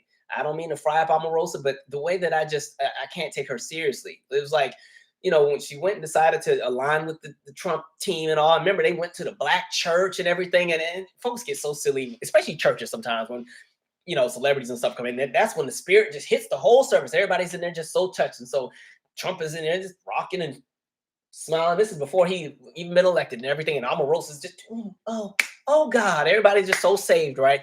And everything. And then, Trump gets in there. And then once she gets fired, because she was riding that wave, she was doing appearances and going to HBCUs and telling us we were crazy. Mind you, she done came out of Howard. So I'm looking at her sideways, like, we trying not to claim you no more. Right. And again, it's not even a conversation of just, it's Republican, so you must not be down with us. But it's more of a conversation of this man was clearly a white nationalist and you aligned with him. And this does not give a pass to Joe Biden either. So don't come on here with that nonsense either. But watching all that nonsense, and then when you get fired, you get to work and your little badge don't work. And then all of a sudden you go on a media tour all of a sudden. And I didn't know it was so bad. And I'm just here for my people. I was like, you stay on over there with that nonsense and that foolery. Same kind of thing, like even with the whole Diamond and Silk. I'm not going to speak on the woman because she ain't even here no more. But I'm like, I look at all the nonsense that she jumped into. And then this man didn't even realize. And then you look at the other one, Silk. President didn't even know who she was. Imagine that. You spent, what? Because they showed up around 2015. You spent 6, 7, 8 years stumping for this man, stumping for Trump, going to all these different rallies. And what I also noticed is Silk never had much to say. Diamond would be the one that did all the talking, and Silk was like the hype man, and she do the echo. I don't know if you saw that dang clip where they did the rap, where she had Silk beatboxing and Diamond was rapping about whatever Trump was going to fix. And did all of that, and this man didn't even know who you were. Can you imagine that? Like, ooh, okay. Yeah, they'll use folks to be a mouthpiece for white supremacy. That's how Candace Owens got a platform, right? Got a huge platform, right? And it's so funny because Candace Owens like did a full 180. Because remember, she sued her institution for racism. Then when she got her check and got into a few spaces and was able to climb, now all of a sudden she wants to go against the status quo and racism doesn't exist and we need to pull ourselves up by the bootstraps and we're in the way. And then, you know, she'll point out all the flaws that exist within the Democrat Party, which technically I do agree with, but she uses that as a justification to align with the Republican Party. I'm like, actually, no, how about both of them catch some smoke? We ain't dealing with that. So, nonsense. Okay, I'm going to move on to, what else was I talking about here? Oh, I don't even want to talk about him, but somebody had asked me about the Emmanuel, what's his name? Ako guy. He's like a sports commentator, but he was catching some smoke because he was pretty much talking about, well, he comes from a different experience because he's Nigerian, right? And so, you know, he likes to jump into conversations about like race in America and everything like that. But his reasoning, and one of the things that he said when he was on that podcast with Van Lathan, I don't follow a lot of these folks, to be honest, y'all. Unless y'all, half the time, I don't know about any of this till y'all send it to me. Like when I'm on social media, I'm laughing at random stuff that I think is hilarious, or I'm watching concert clips all day. But he was saying that, you know, his gift is being able to communicate the issues that affect Black people to white people because he hasn't had to be a victim of all of this generational trauma. And so he's not as emotional when delivering his message. So they're able to receive his, you know, his conversations around race and what happens in comparison to, I guess, somebody like me who's going to be on level 10 with everything that he puts out. To that point, one, I don't even agree with what he said because no disrespect, sir, you came from Nigeria. There's enough conversations in regard to that. Let's not act like Biafra wasn't a thing back in the day, where you remember that was the segment that wanted to break off and form their own country, and there was a whole war about that. So understand, yeah, maybe you may not have necessarily had the same generational trauma that people that come, I guess, from my lineage had, but there's still generational trauma on that side as well. All of us have these different experiences, and so I'm just in a space where I just think if you don't come from an experience, you shouldn't talk about that demographic. I'm never going to go to like a place like Liberia and try to tell them how to do anything. I have respect for everybody in the diaspora. I want everybody in the diaspora to win and get what is rightfully theirs for the people who have either colonized them or oppressed them. I want everybody to get theirs. I want Haiti to get what is for them, Jamaicans to get what is for theirs, the people from Malawi to get what's everybody. I want everybody to eat. However, I'm never going to go into any of their spaces and try to speak on their behalf because I don't share their experience. And so it has to become a conversation about respecting the plight of each other's experience in their existence within their collective spaces. You can't just come in just because you say things nice enough for white people to like, and now you've been able to climb up. Now you get to be the representation and speak for me. That's not how this works. Like, don't speak on my behalf with anything, especially if you're going to sit here and walk on eggshells. This isn't about friends and friendship. If the purpose of a conversation in regard to race is about friendship and feelings, then you don't need to be having it. I'm trying to get stuff fixed. I don't care how you feel. Like y'all didn't care how my folks felt when y'all was doing whatever y'all did. So why am I walking on eggshells to make you comfortable? That's the problem. Y'all want to make all the wrong people comfortable in their nonsense. And then we water down so much that by the time there's any kind of policy that gets put out there, it doesn't even do enough because it's been stripped down and watered down so much because they want it to be safe. Right. And my response to that is the U.S. never had any safe approach when they went and stole all this land from folks. There wasn't a safe approach when we went and stole Hawaii. There wasn't a safe approach when we went and stole Guam. There wasn't a safe approach when we went and stole Samoa. There wasn't a safe approach when we went and did all the things that we did in all these different places. You know what I mean? There wasn't a safe approach when we decided to embargo Haiti. There wasn't a safe approach when we snatched up, you know, portions of Mexico and turned it into the United States. So why all of a sudden do we have a safe approach when it comes to making things right with Black folks? Hell, no. Listen, I ain't saying choose violence, but I'm saying we're not walking on eggshells around here. So boom, keep all that bootlicking. Like, I'm not here for a white appreciation certificate. Y'all can keep that in the mail. I'm good. All right. It's not about not liking folks or hating any group of folks. But when there's business to be done, it's not about how you feel. Right. It's about the bottom line. And the bottom line is Black Americans in this country have been given a really, really crappy deck of cards. And not only that, the deck of cards got burned. Like, they set them on fire and then told us to play a game with them. We didn't even have the resources to do anything. So it's a conversation of making folks, making things right for people, making people whole. So in the same way that I would hope that for the people of Nigeria, they would get all the things that they would aspire to have for their specific country, you'd have that same respect that we get the same thing for us. So it's interesting. And I think what it is, I hate to say this, but I think a lot of folks just don't want to be associated with us. And because all of us technically look alike, we do have different phenotypes, but most of us look alike. There's a fear that if Black people start doing too much, it's going to mess up what the rest of us got. Y'all going to mess it up for us. So can y'all please chill with all that Black people stuff? Like, we got it. We'll be the butlers for this conversation. That's not going to fly. Like, so I just need folks to get a little bit more enlightened. And this is not to divide groups or make people hate this group versus that group. Like I told y'all, I'm trying to see, I want everybody to eat, but I want everybody to eat when it's not at the expense of other folks. You know what I mean? And that's where I'm at with that.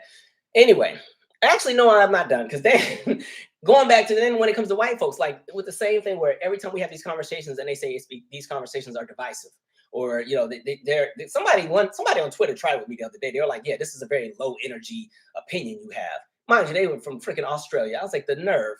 Don't get me started on what y'all did to the indigenous people over there. Don't if we want to go there with low energy or low vibrational, that's what they said, low vibrational. I was like, all right. But, again, the whole conversation of the whole divisive thing, when were we ever together? There has never been togetherness in the United States ever. Please, somebody find me an era where everybody lived together in perfect harmony. Please find it, because it has never been there. So when folks constantly talk about divisive and everything, really, divisive just means code for white people aren't comfortable right now. Because when everything else is divisive for other groups of people, when y'all went and divided up neighborhoods and built freeways over them, it wasn't a problem about divisiveness then. You know what I mean? When you decided to redline neighborhoods or segregate schools or do whatever else y'all did, or even change the water sources from some neighborhoods and other neighborhoods had better ones, and we saw what happened with all these different cities, it was never a conversation about divisiveness then. But then all of a sudden, when folks get uncomfortable because now they got to hear about their lineage and what their ancestors did, now it's divisive. It's not divisive. It's the truth. It's history. It is what it is. The divisive part is you trying to acknowledge and act like it doesn't exist, or you trying to brush away and try to kill the conversation so you can continue in the same space that you're in. That's the part that's divisive. Anyway, back to my comments here. I never finished my tea during any of these. By the time we finish, this thing be so cold, and I've only got like this far on the glass or on the cup. All right, we're gonna shift the energy here because I don't feel like just fussing and nagging all day. We're gonna bring up some better energy on here. Sade Champagne said, "Hey Calvin, every time you say nonsense, I crack up. It's my way of trying to not use profanity. I don't think y'all noticed, but I cuss like a sailor when I'm not on YouTube. Like, I have a filthy mouth, but I don't want to have it on here out of respect for the people that are listening, because people come to learn and stuff. So I can't be trying to teach lessons and then I got MF as every other word. So I try to foolery and nonsense and loony. I try to have these safer words that can make the presentation more digestible.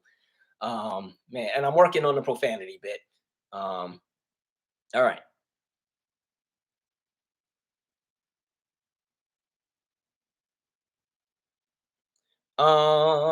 Where else are we going?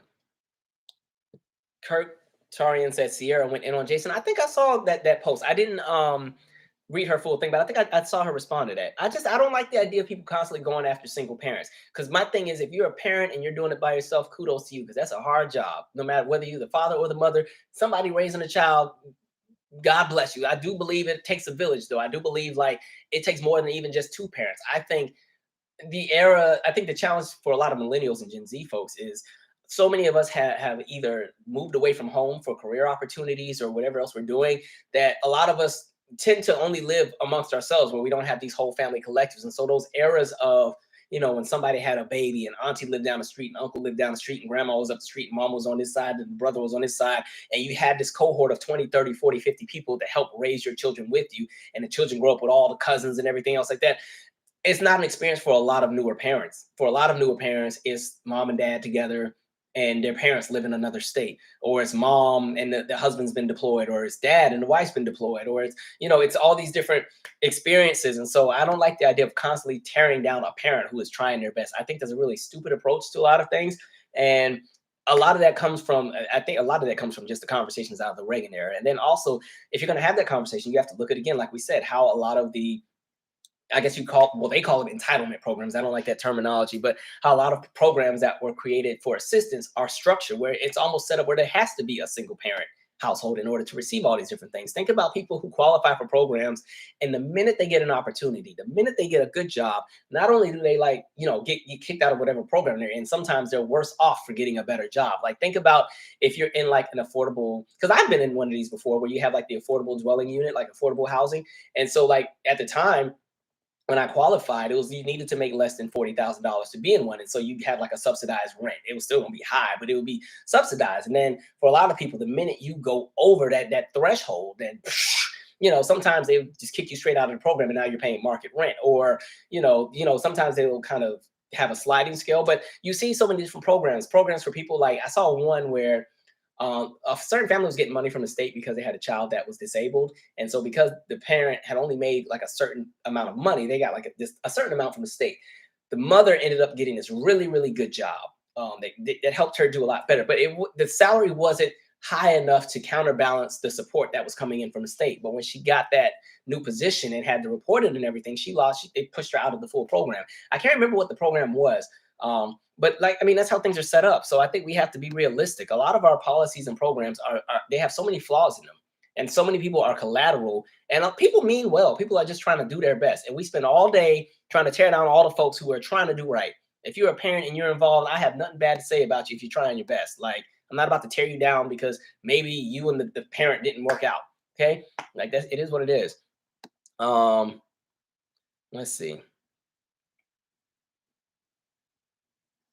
And I also understand, because I think with that, people are always talking about, yeah, that's a new thing. That's something new. That's all these single mothers and stuff. They don't be blah blah blah blah blah. I'm like, recognize there was a time period where a lot of times you didn't see a lot of single mothers, like or it was a thing where people stayed married or they stayed with their husbands, because again, there was an era where women couldn't even have bank accounts or credit cards. And so a lot of times people stayed in relationships that were not healthy, that could have been abusive, that were not great, but they were not in a capacity to go anywhere else because they couldn't have anything. That's why that's almost that era where you lived with your parents until you got married. That's why the parents were so excited to pay for the wedding and send you away, as opposed to, modern times, people can kind of have their own things now. We're not in a space where women aren't allowed to have a bank account. Even all these celebrity women from the 1930s and 40s, these big giant celebrities had to have, especially the women, had to have men managing their money. And that's why so many of them got screwed over, because folks was just taking up everything, and they had no leg to stand on or no leverage with the banks because they weren't even supposed to have an account. All those kind of things like that. Anyway, moving on. I'll just do the rest from my phone. I saw something else that I found really interesting too. Somebody posted this clip. I don't know. It's from some podcast where the woman was talking about the men and how all of us are just sorry and we all too soft. And she was bragging about how her father had 4 jobs back in the day. And I was like, why do we insist on wanting life to be so difficult? And I'm like, yeah, back in the day, men had 4 jobs and they also all were dying at 62, right? Everybody had hypertension and gout and high blood pressure and diabetes and sugar and stress and everything else because they overworked themselves, because again, America was in a space where there weren't a lot of opportunities and all we really had was hard labor, and folks was dying from black lung and everything else. But I mean, people want to see that as a sign of strength. No, that's a sign of a system that's not working and taking advantage of one group of people. I need folks to get realistic. Like, what the heck? Like, real talk, no men in my family have lived past 59 on my dad's side. My dad was the oldest living one. Actually, I take that back. My grandfather is still here. But as far as like my dad's maternal side, no male has lived over the age of 59. My dad was 59. His brother died at 40 something. Yeah, and then my dad, who would have been my father's stepfather, who my grandmother on my paternal side was with, I forgot how he actually died from a car accident. But yeah, none of the men on that side ever lived long. And then even on my mom's side, it's almost the same thing. And it's because of that era. A lot of them did like a lot of like hard labor in those years. You do all that and then you got to still raise a family and everything. Yeah, folks was stroking out. Like, all right. Like, thank God my grandfather's alive, but but he's the only male relative I have that's alive, other than my brother and my cousin Brandon, or other than my cousin. But as far as like adults that are older than me that have had some element of raising me, he's the only one left. All the men have died. So, that's life for folks. 4 jobs, you being exploited. Yeah, somebody literally just said that. Course correction. Look at us on the same page. He said if you have to work 4 jobs, you're being exploited. Crazy. He's sitting here bragging about being a corporate mule. That's not something. Nobody wanted to work 4 jobs. That wasn't no fun. Anyway, what else did I want to talk about? Oh, somebody had asked me, Smokey Robinson. Can we talk about Smokey for a second, since we're talking about that era? I don't know. I see that I was seeing the track listing for this Smokey Robinson album. Let me read y'all the track listing. I said, go ahead, Smokey. Smokey wanted y'all to know he still got it. Where's that track listing at? Oh yeah, here we go. Well, first of all, the project is called, kids, turn this off if y'all still listening. The project is called Gasms. I said, Gasms? I like the Smokey one, y'all know it still work. And so that's the first song. And then track 2, How You Make Me Feel. Okay. 3, I Want to Know Your Body. Go ahead, Smokey. Now I know Gravity didn't hit whoever's body he's singing about, but go ahead. 4, I Keep Calling You. She ain't answered because she sleep. All right. She took a pill. She ain't getting up for a few hours. 5, Roll Around. I said, go, come on, roll around. He wants you to know everything still work, right? You don't even got to help him up to get to nothing. He gonna roll. He is gone, Smokey. Beside You. All right. If we don't have each other, You Fill Me Up. But my favorite title right here, I fit in there. I'm going to listen to this album and I'm gonna get back to y'all because maybe I'm reading too deep into these titles. But I said, go ahead, Smokey. Go ahead. Woo. All right, Smokey.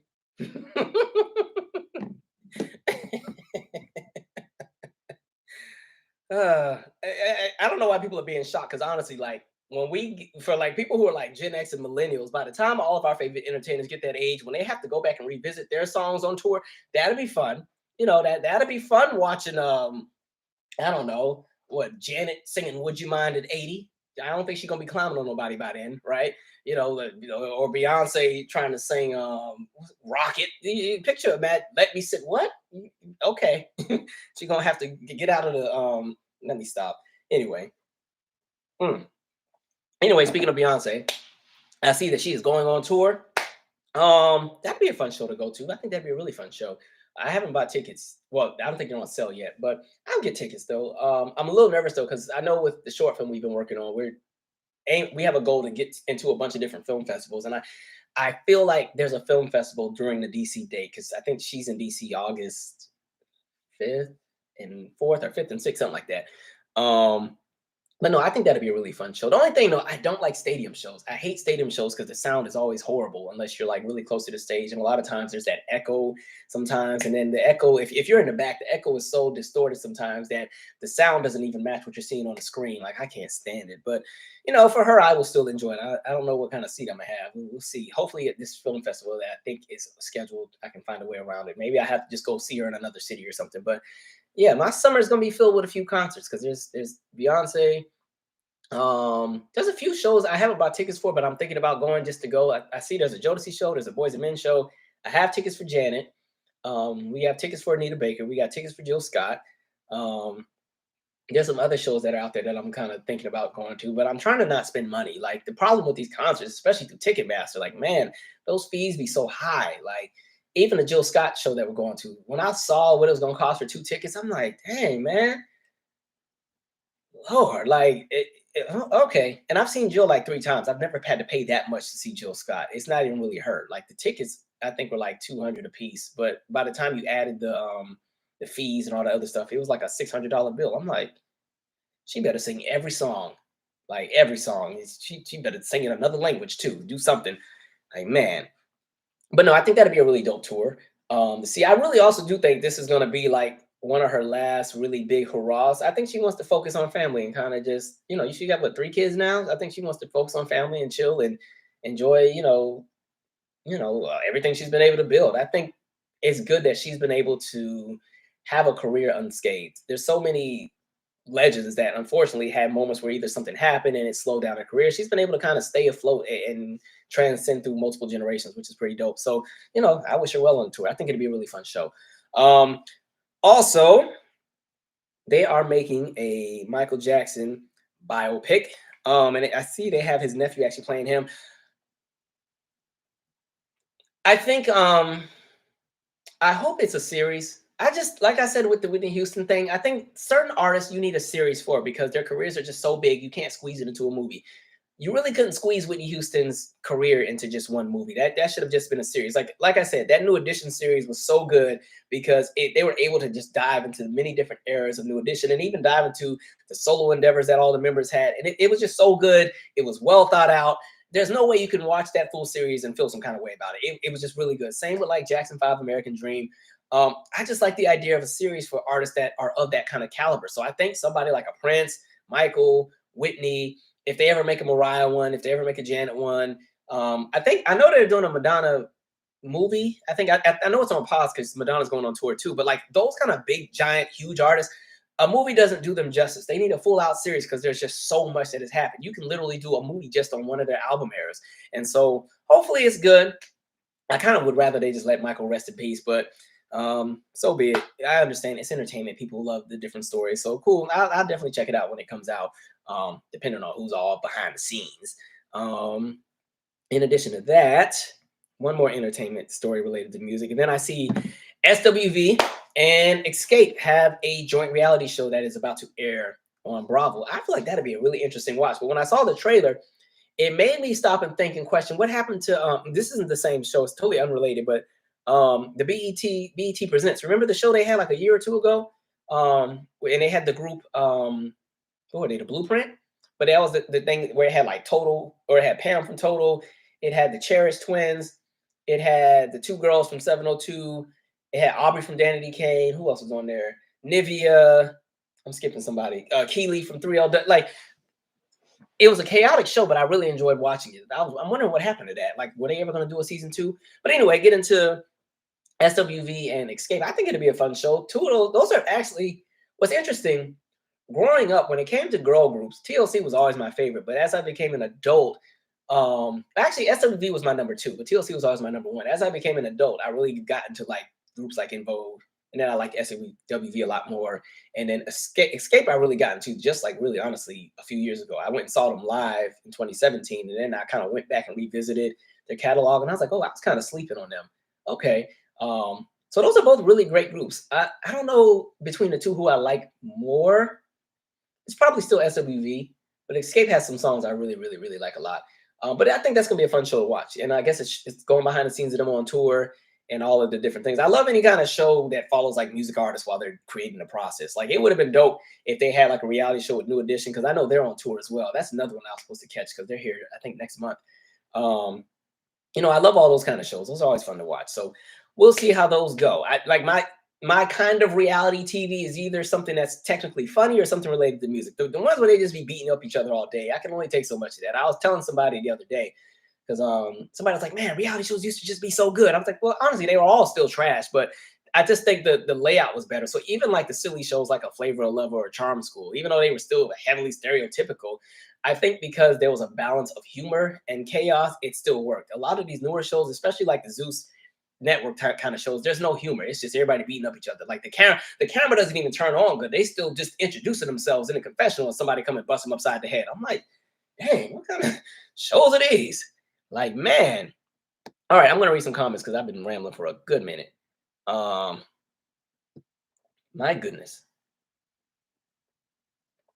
Oh, y'all are not liking this Smokey Robinson track listing. Y'all don't be sleeping on Smokey. Listen, old people need love. Well, I shouldn't say that. They get it into. Don't think it just stops because you get old. They be still getting it into.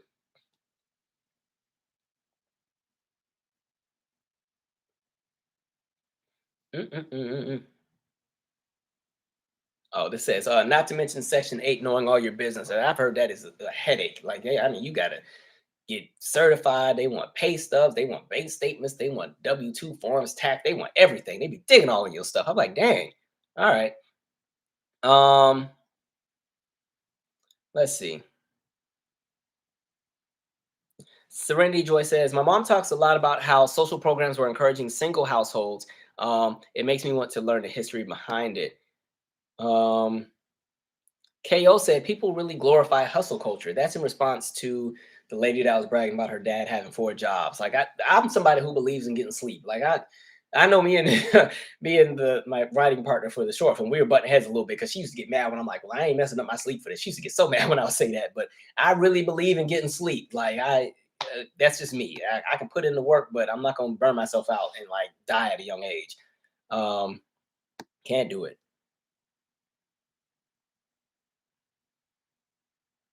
Let me see here. Somebody said, I see you, Smokey. Y'all are frying. Listen, we're not gonna fry up Smokey this bad, people. People, goodness. You know what? That's all right. That is hilarious. Somebody said Smokey been smoking. All right. Somebody said if anyone read Motown bios, they wouldn't be shocked. Motown was rocking back in the day. Oh, I believe it. I know they was having fun on them tours, especially them review tours where it was like all the acts on the bus together. Man, phew, sure that was the time they were having. All right. MTF Gang said tickets are overpriced. Yeah, concert ticket. I was telling somebody this the other day. Concert tickets have gotten so high, and even when you talk about inflation, like the average price of a concert ticket, even when you go to the early '80s, even when you take into account of inflation, was like $30.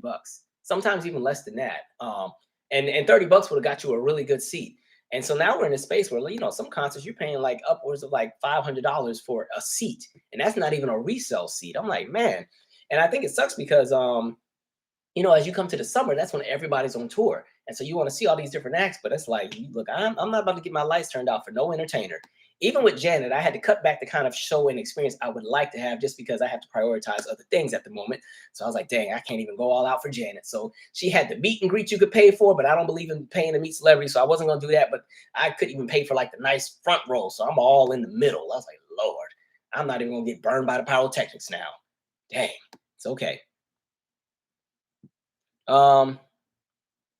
Confessions of a Jaded Optimist said these social programs were never for Black people, and mostly white people are on it. But of course, it's swept under the rug. Yes, they made us the face of that. And we did in my the Steve Harvey video I did. I talked about the origins of even like public housing, how initially it was for white Americans who were waiting for housing. Like when we go back to the 1940s, there was a lumber shortage because of World War II. And so again, that's the era where we were rationing everything. So because there was a lumber shortage, they stopped on new construction in regards to housing. So they started making temporary housing. Because everybody wanted single family homes, but they just weren't in a space to get them because the supply and demand needed to go to the war. And so they created all these wonderful public housing establishments that were kind of going to be like the temporary places until, the war is over and now the supply can kick back in. So those first early public housing complexes and developments were all for white folks. Most of them were. You had some that were specifically created for Black folks, but the majority of them were for white folks. And they were these very nice developments with grass and parks and fountains and everything like that. And so as time progresses and you throw in that big conversation of redlining, once white folks were able to go and get, the FHA loans, and we saw the New Deal and people were coming into money from the GI Bill and everything like that. And now they can build and create their single family homes. All of those public housing, complexes, they started losing investment, started losing development. They started to become dilapidated. And then there were still people who needed housing that was affordable. So they're like, all right, well, we still got to house these people. So rather than building out and giving people yards, we'll just build up. And that's how we start getting these big old giant, like the Marcy projects, or what's the one in Chicago everybody always talks about? Some Cabrini Green. Like you get all those really big, tall high rises and everything like that, because rather than trying to give people adequate land, just build them and stack them on top of each other, just so those people will go on and leave us alone, and we'll keep them in designated areas of the city. So there's so many. The crazy thing is you can almost take anything in the United States and somehow you can probably tie it to something racist. You can probably tie it to something that was anti-Black at some point. Like, man, crazy. All right. Oh, it was called BT Presents the Encore. Thank you, guys. Yeah, that was a fun show. Even though it was them Cherish Tunes were doing a lot on there, but that was a fun show. I was laughing because I just remember that was Pam. Pam got saved, so all she had for everybody was scripture every 5 minutes. That was good. They in here fighting. She come in there with some scripture, ready to handle things. Man. Let's see.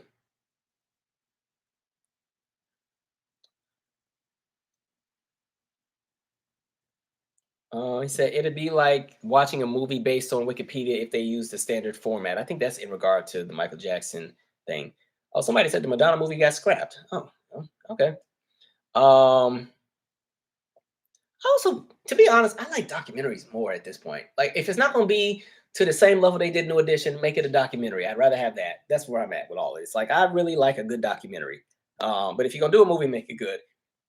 Speaking of documentaries or biopics, Phyllis Hyman is still around for any of those great producers that would like to make that a thing. We're still waiting.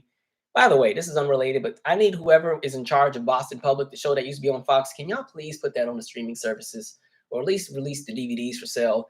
That was a really, really good show. I don't know if you remember it, but it was about this school in Boston, right? And it had like Loretta Devine was on the cast, Michael Rappaport was on the cast, Sharon Lill was on the cast, whole bunch of folks. I can't think of the black dude. He was also an undercover brother, but he was the principal. But it was a really, really, really good show. Um, so good. And there's not even a lot of clips of it on YouTube.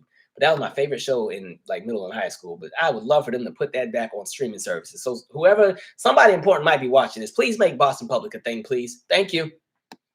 All right.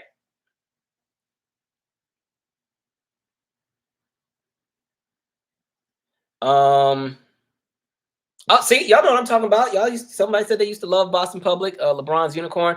That was a good show. They even had Tamara Gray on there, the girl that was on American Idol that wrote Fantasias, I believe.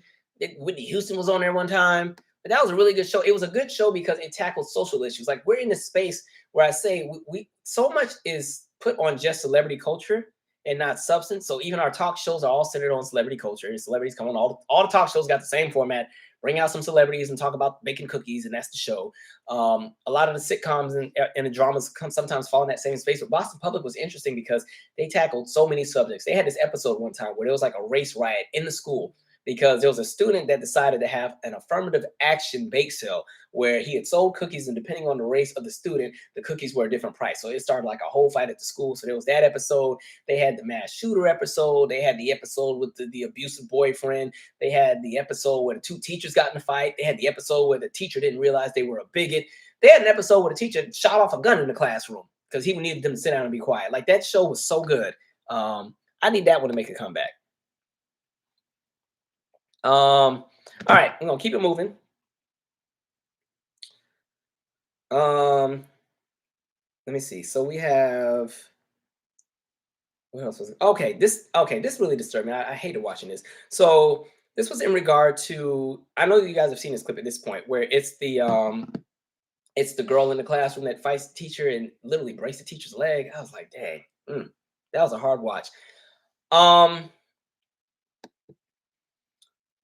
Like I've said before, because I think there's a whole bunch of bits in this. Like, I think there's layers with this. And as someone who ran a community center, like, some of the conversation is on the parenting. Some of the conversation is on the way that schools are structured. Some of the conversation is on the student.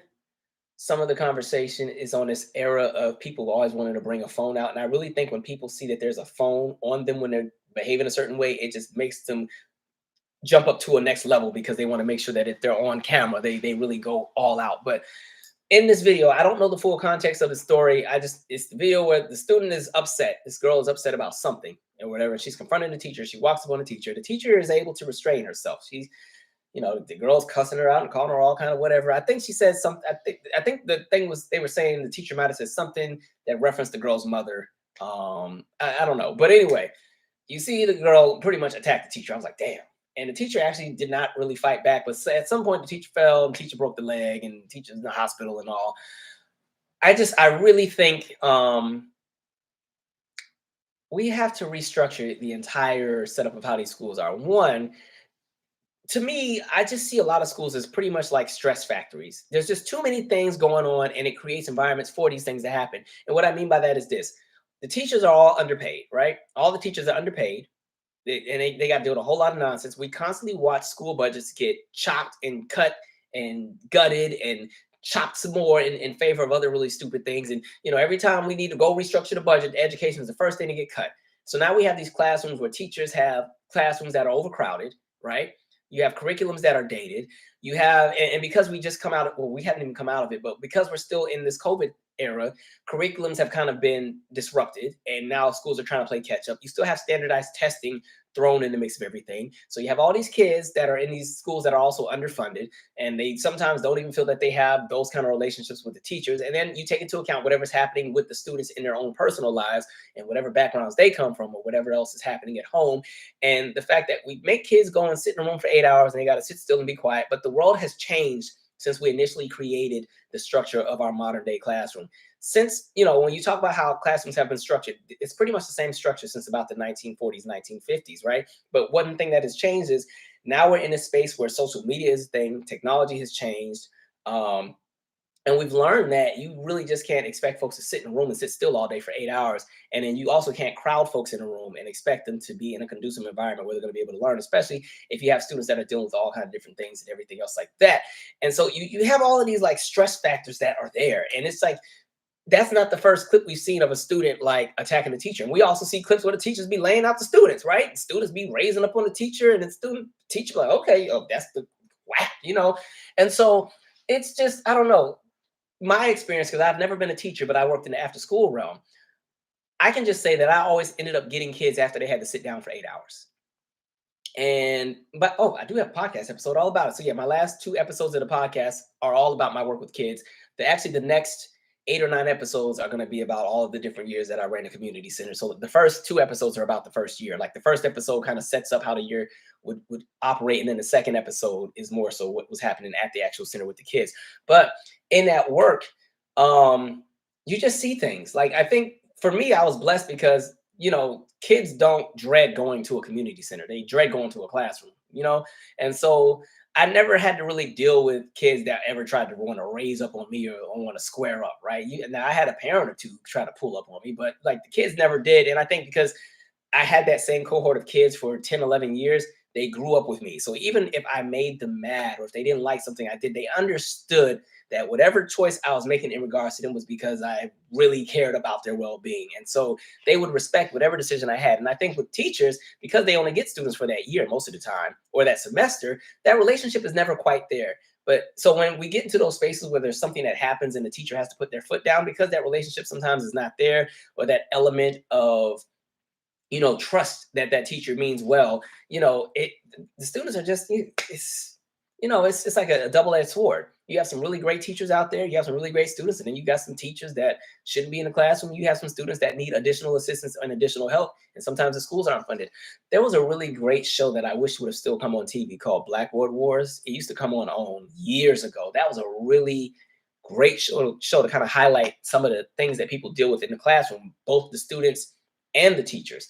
But they canceled it. I don't know why, but it was in New Orleans, and I think it was right after Katrina. So it was highlighting just the experience of what it's like for students who watch their entire neighborhood get washed away. Not only get washed away, but literally be ignored and abandoned while they sit on their roofs. And then as they try to rebuild their life, they're coming into a world that they're still in their hometown, but it's not their hometown anymore because everything has changed. And so the stresses of that, and then being in schools that now have a lot less funding because whole segments of New Orleans lost their whole population, which means less is to go around in regards to property taxes. So now you have schools that are not funded the same way, and then you have these teachers that are trying to do their, like, it was an interesting watch, but they got rid of it. That was so stupid. But man, I don't know. I just that was a hard watch. And that poor girl, like she ruined her future. They're gonna throw the book at that girl. But times are different. Like when I was in high school, nobody ever thought to fight the teacher. Teachers got cussed out. I remember that. You'd always have a student let a teacher just have it, but nobody was ever bold enough to swing at one. Like, jeez, times are different. I don't know. Because I'd have been fired that day. I ain't gonna lie. Like I said, I'm grateful for the kids I work with because they were great kids. Even the ones that used to work my nerves, they still had a respect for me. So there was never a fear or a concern of one of them trying to square up with me. But if one of them ever would have thought that would be my last day, we would have been on here talking about, let me tell you about how I got fired, because there's no way. But man, crazy. Let me read a few comments and we'll keep it going. Belize Gal 80 said, "You're my little secret." That's my favorite Xscape song. I love that song. It still sounds good today. I still be cranking it all the time. Like, that's a good one. Even when I saw them live, that was my favorite performance from the concert. It just sounded so good. Hopefully they can work it out, because I know they fighting and there's only 3 of them in the group now. So hopefully they can work it out. I don't like that all the groups start fighting after their heyday, because I think like once your heyday has come and now you're kind of, I don't want to say a legacy act, but your bread and butter is touring and stuff, you only get so many years before the general public eventually moves on and doesn't even really support those shows anymore. And the venues start to get smaller, the resources start to slow down. You might not have the 10-piece band and dancers anymore. And so it's like, while you still have all of that, like, make it work out. In Vogue, same thing for y'all. All right. I'm sure Cindy and Terry are getting real tired of having to tour all year. Like, it would be nice if the 4 of y'all could get together and do another album and include Rona. Y'all be doing Rona wrong. Y'all just be tossing that girl around. All right. Anyway.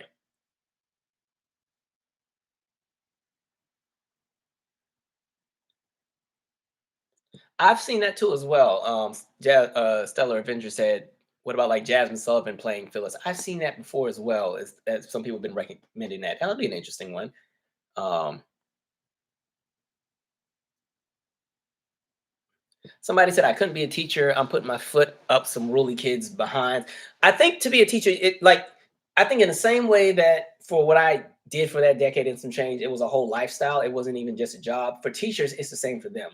And I just think you either have a heart for it or you don't. And the saddest part is there are so many people who are like they come in there with all the right intentions and they just want the best for the kids, but the structures and the powers that be make it so difficult to do the job effectively. And you have a lot of teachers just having a mass exodus. They're just out of there. You know what I mean? Especially with male teachers, it's hard to get like male teachers to stay in the classroom, especially like black men in the classroom. It's just like, man. And then again, people aren't getting paid what they need to get paid, and teachers are spending money out of pocket. I talk about that in my podcast where I was paying for a lot of stuff out of pocket all the time, and I wasn't even a teacher. That's just the community center. But teachers are paying for stuff out of pocket, and it's just a whole lot, right? And now we're in a space where you be scared to be in the classroom because every other week somebody want to shoot up something. Like it's just, and then you got people like Desantis who got to regulate what's in the classroom, and teachers got to cover up books so they can get third-degree felonies, and it's just we're in this space where it's chaos, right? And if anything, the classroom should be like one of the safest spaces that a kid can exist in. Same for a teacher. The classroom should be like a place people look forward to going to because every day they're gonna leave with something new. Like that's how it's supposed to be, but it's not. Thank you. J Buggin 88 said I saw NSYNC in 2001 and my ticket was $75. We got the ticket at the record store. They were pretty good seats too. Mom thought it was expensive. Man, my parents wouldn't let me go to nobody's concert until I was an adult. I told you I couldn't go to the fan mail tour. I was pissed about that. Um, and I think tickets were about $37 for like the 300 level or 200 level. They weren't too high.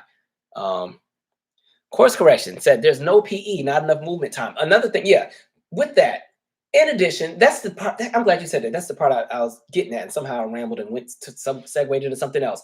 When you talk about even what's in the schools, recess has been chopped down so much. Some schools still have PE, but it depends. Music has been taken out of schools. A lot of the arts and all that stuff, those are always the first things to get cut. So now we're in a space where for a lot of folks, school is just all of the things that people don't enjoy. Math, reading, writing, science. Like not everybody's into all of that. And so, those other things like the arts and all the other stuff was like a good buffer to kind of help kids make it through the rest of the day. I remember when I was still in like elementary, um, we had art, we still had PE, we had music, we had both like choir and band. Like you weren't like taking an instrument home or anything, but they let you do both just to get exposed to both things. What else do we have? We had like this special like technology computer class because there was some kind of grant our school got. And so I remember those Apple um those PCs they had that used to have like the green or the pink or the blue or the orange background. Those like they look like a triangular kind of computer. Our school had got all of those, and they had gave us all these things called Alpha Smarts. They were like kind of like a tablet before it was a tablet. So it was like it would have like a screen here and then like the keyboard that you could type on, and you could plug in a little port. It wasn't a USB port because USB wasn't a thing yet, but it was this other port that was like round, and you could plug it in and plug it into your computer, and everything you would type would download into Microsoft Word. Like there was just all these different things. So it made school exciting. There was like this media thing that we got to do. And so yeah, you were still learning, you were still doing the math, doing all the other stuff, but school was actually fun when I was a kid. Some of the stuff that the kids I work with had to do, I'm like, this sucks. I don't want to do this. Even them, and a lot of times they would they just come home with like a whole packet every week, like a packet full of work, and that was the homework. They don't even get those at this point anymore. I don't know what they do, but yeah, school is different. I really think we have to restructure the curriculums. I think America is very behind. And it's definitely, and I think we're now living in the end result of that. And we're seeing the collateral damage that has done where we stopped investing in schools. Thank you, Ronald Reagan. That started with you. But yeah, and so as you've seen other countries advance and come into all these different spaces and all this new innovation, and we're over here playing catch up and trying to hold on. Hot mess. All right.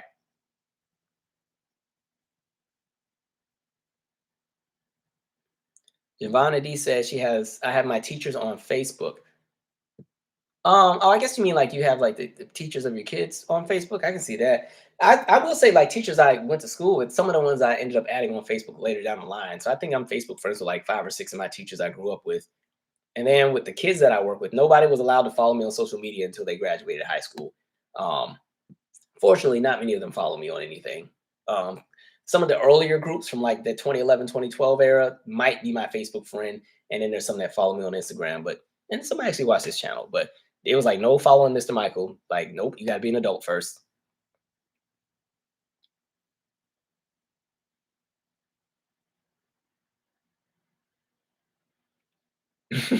Pretty B J44 said, I'm sorry, but a lot of these teachers don't need to be teaching at all. Most of them was up at the Capitol. That's the other thing. We got a lot of bad seeds in them cohorts of teachers. I done told you about some of them terrible ones I had. That dang Mr. Robert Shaw. I'm always have smoke for him. I don't even think he's living anymore. But man, you want to talk about a horrible teacher? I've never had a teacher that just Lord. I don't even think he liked students. I don't even think he liked kids. Evil. Old white man. He was like 70, just evil. And then I remember he was so mean. Our school was going through the transition of like chalkboards to dry erase boards. He didn't want the dry erase board. He still wanted the chalkboard. And he used to have this metal little chalk holder that he put the chalk in. And he used to write so hard. And like that sound where it makes a little, it just, I couldn't stand it. But he was just mean. I was so happy when I went to the next grade and we had whiteboard. I was like, thank you, God, because he'd make you come and write stuff on the board. And he was one of those teachers that like to shame you in front of everybody. You had to put your name on the board, and they put a check every time you cut up in class, and you had to read your grade out loud. And if you didn't do good on something, he'd ask you, what happened? What the heck is wrong today? Are you even trying? I'm like, dang, Mr. Robert Shaw. All right. I'll keep it moving. Let me see what else do I have on here.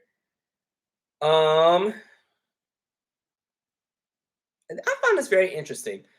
Well, actually weird, because I've seen two stories with this. Did you guys see the story with the JV coach? I think this was in Virginia. This was a JV coach that was in their 20s and they pretended to be a student so they could be on the team.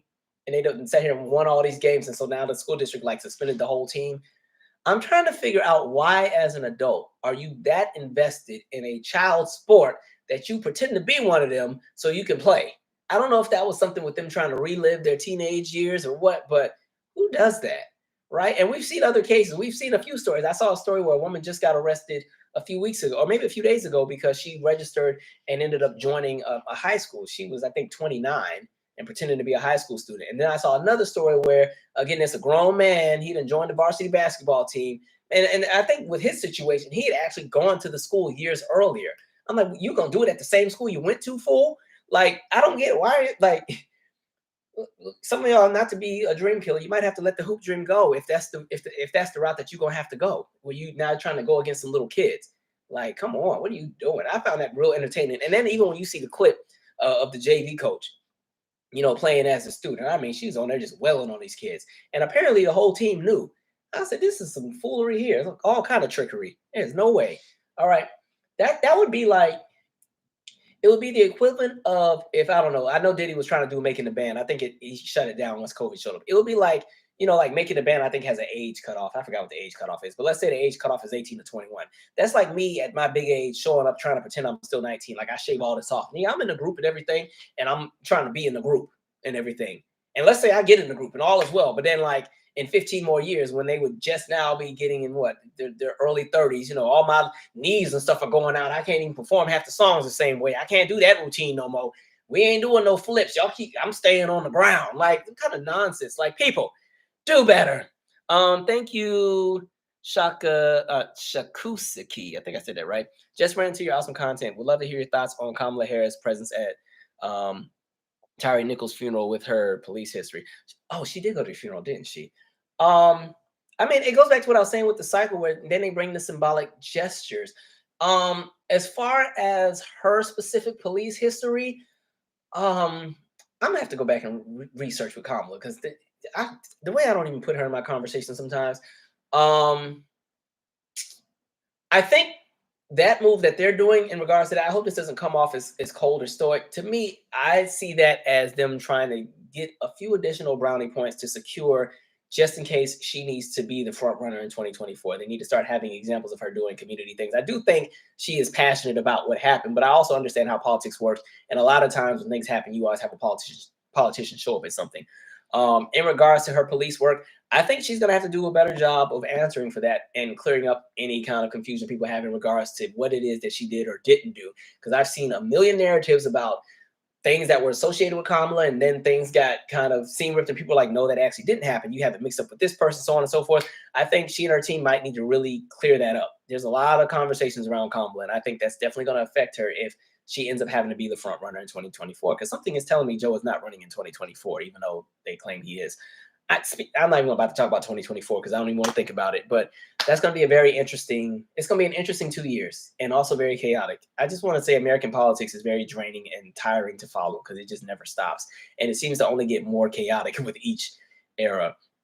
But you know, I'll say with that, you are the vice president, and I know they were calling for the George Floyd Fairness and Policing Act to get pushed through the Senate and passed.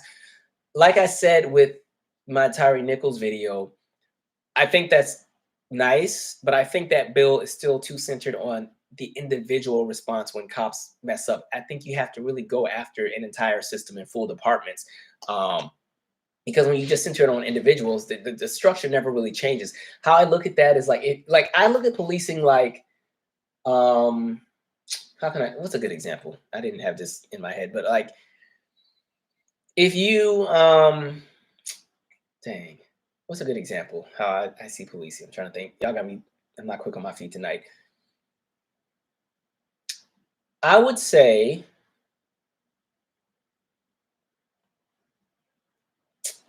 you can look at policing as if it was some kind of structure that was built, right? Like it's some kind of building that has been constructed, right?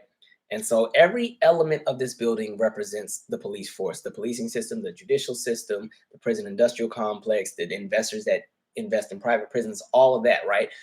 You know, if there's a cop that does something out of pocket and they're fired, if they represent that building, that would be like taking a hammer and hitting the corner of the building and chipping off a little piece this big off the building, but this 30-foot building is still there. It doesn't really do much to the actual structure of the building. It doesn't do anything for the foundation. It doesn't do anything to really change much. They might not even go and fix that little chip because it's not even that big of a deal. They might just paint over it and keep it moving.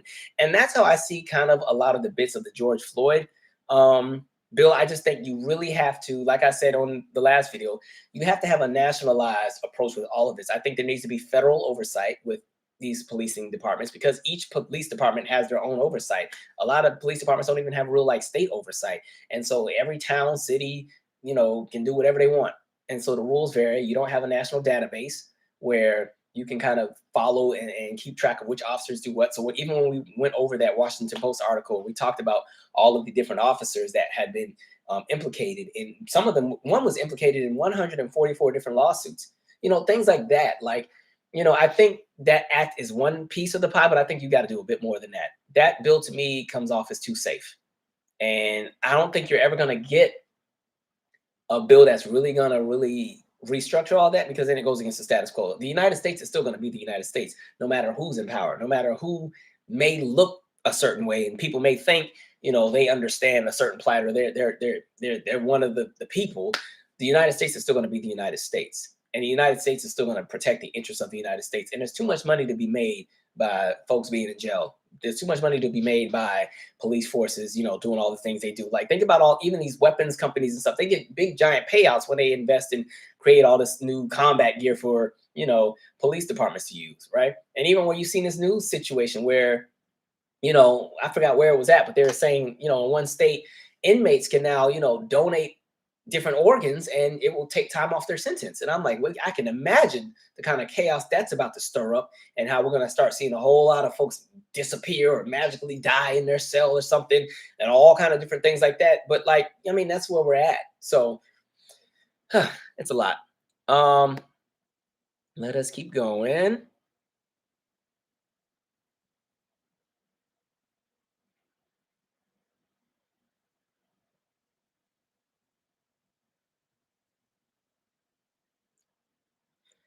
As far as 2024, can we just flush out everybody and start over? I don't want to see. I honestly don't want to see any of these people. Like, I want everybody out. I know that's not going to happen, but like, I would flush everybody. Everybody going. There might be a few folks that I might let stay just because they just got in. I haven't seen what they've done yet, but I just flush everybody out. Start over.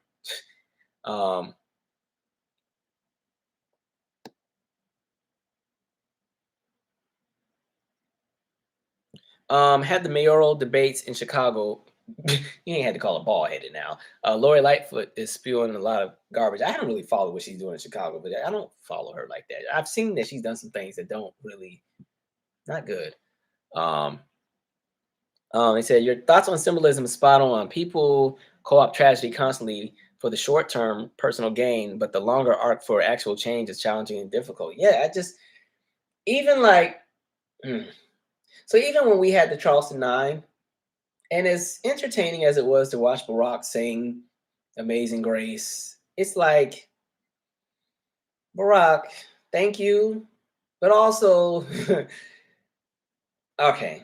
I just feel like in that moment, there's so much that could have been done in regards to like combating white nationalism. Oh, I mean, that was the time to go and delegate Congress to come up with some real policy, and we gonna shake the table on you, man. So I mean, the song was cool.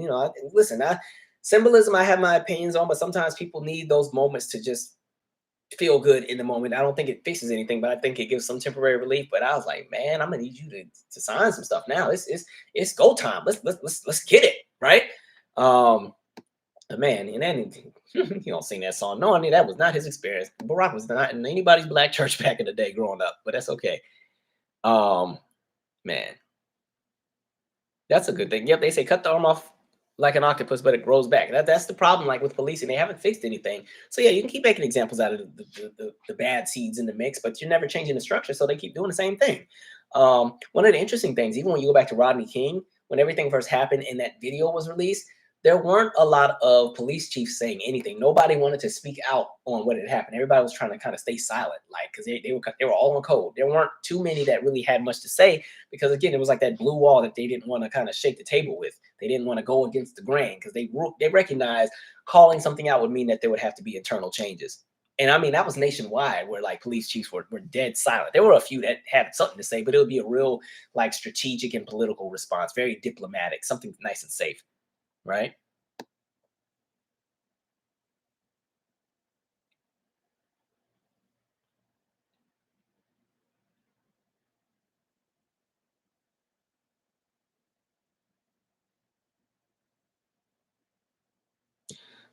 Gene Bauer said, "No way the Dems are going to let or allow Kamala to run in 2024.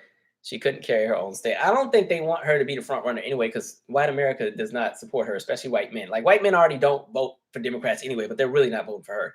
I don't know what they're going to do. It's going to be really interesting. I really don't think Joe needs to run for re-election. I definitely passed the baton, but I don't know. I think the only thing that might work in Democrats' favor right now, 2024, is that Republicans are so loony and so out of pocket and got so much chaos going on. They might just have people where they're just tired of the nonsense on that end, where they're like, "All right, Joe, we'll let you get another 4 years or whatever." But I'm gonna keep it moving because I don't feel like jumping into politics tonight. Let's see, what else did I write down in here? Actually, I think I got most everything. Oh, also congratulations, Missy Elliott. I see that she's nominated for the Rock and Roll Hall of Fame. They get on my nerves as an institution because I think the rock purists always do too much every time somebody black gets nominated. But I see that it was what Tribe Called Quest is nominated. Let me see who else was on here. The Spinners. That was my dad's favorite group, or one of his favorite groups. I was like the Detroit Spinners. My favorite song from them was "It's a Shame." That's why I really like when Moni Love and Queen Latifah made like the New Jack Swing version. That was really, really dope. But yeah, so let me see. George Michael is nominated. Cyndi Lauper nominated. Tribe Called Quest nominated. Missy Elliott. There's some other people on here. I'm trying to find the full list. They still have to vote and still get in, but you never know who's gonna actually get through. I noticed like Shaka Khan was on the list like every other year, and I think they finally just pulled her off it because they never put her through, which I think is jacked up. Shaka should have been on there. Who else is on this list? I'm trying to find the article. Okay, here's the full list: Kate Bush, Sheryl Crow, Missy Elliott, Iron Maiden, Joy Division / New Order, Cyndi Lauper, George Michael, Willie Nelson, Rage Against the Machine, Soundgarden, Spinners, Tribe Called Quest, The White Stripes, and Warren Zevon. I don't know if I said that right. So that'll be interesting to see. And I think that's. Oh, and then somebody was telling me to watch the Grammys because they have. I guess they're doing a 50th celebration of hip hop music, so they have all these different performers that are going to be there. I guess I'll watch. I think that comes on this week. The last thing Actually, there's a few other things. What else? Oh, Netflix with their trifling self. Let's talk about that. The interesting thing with that, so Netflix pretty much is in this space where they're trying to cut down on password sharing. And so now that they have all these new rules because they're trying to say the revenue is falling because it's the password sharing and everybody is being cheap and giving out all these passwords. Everybody's messing up our money. I think Netflix needs to remember that consumer satisfaction plays a role. Netflix, y'all ain't had a lot of good content as of late. And I think the other thing is the streaming market is now oversaturated because there's so many streaming sites, right? There's Netflix, there's Hulu, there's what else? HBO Max, there's Paramount Plus, there's Peacock, there is Apple TV, there is a whole bunch of other things I'm seeing, Disney Plus, whatever else is all out there. So yeah, now you're no longer just the only, kid on the block. But also, I think the challenge that happens with a lot of streaming services is their revenue comes from new subscribers, right? And so say, I don't know, say there's a pool of 50 million people, right? Netflix comes out, they have a bunch of stuff, they get 10 million subscribers. So of that 50 million, 10 million are already subscribed. They come out with this really, really, really, really, really great movie that costs $200 million to make, and they promote it. And then I don't know, 5 million more people subscribe. So now out of that 50 million, you've had 15 million subscribe. And then I don't know, they come out with something else, and now they got 20 million that subscribe. But that other 30 million is really just not interested. And so even though they keep coming out with all these great projects, they never really can chip into that other 30 million people that are still there. And so they're spending all this money, but there's not new revenue coming in because they're still entertaining the same pool of subscribers that are there. That same, 20 million that are already there, whoever's in that mix. It's that same 20 million pool of subscribers. So there's no new money coming in, which means they, some of these big budget shows that they've had where the budgets keep getting bigger and bigger and bigger, there's not enough money to sustain everything. So they start cutting those and they start cutting the good shows. Now they're losing subscribers, and the subscribers are leaving and going to the other platforms. And so now they're pissed off at the people who have been loyal and stayed and said, well, y'all sharing passwords, so we're going to have to cut that down. Apparently they released a statement and said there's been some misconceptions and it's not going to be as bad as people are painting it out to be. And some things have been misquoted and all, but I just think they need some better content. But I don't know, like, people are going to do what they do. And it's weird because you built your whole campaign on bragging about password sharing. They used to have that phrase, password sharing is caring. And that's why you could create different profiles. And now it's like they want to measure and calibrate IP addresses and everything. I was like, all right, Netflix, I'm already side-eyeing y'all because y'all got rid of that whole strong black lead department, which was really jacked up because y'all went and you recruited all of these talented black people that worked in media from all these different companies. Folks were working at HBO and Turner and CNN and Cartoon Network and all these different places, and you recruited them to come to Netflix only to lay them off in like a year and a half. That was jacked up. So yeah, we'll see what happens with that. Okay, let me read some comments and then we're going to actually wind down here. I think I got everything I wanted to cover. I just want to read, make sure I didn't skip anything. Okay, good. I got all of my main subjects. All right, so we'll chop it up for a bit and then I'm going to call it a day. And Netflix, y'all kept raising the price too. Get out my face with that. Y'all done canceled all the good shows.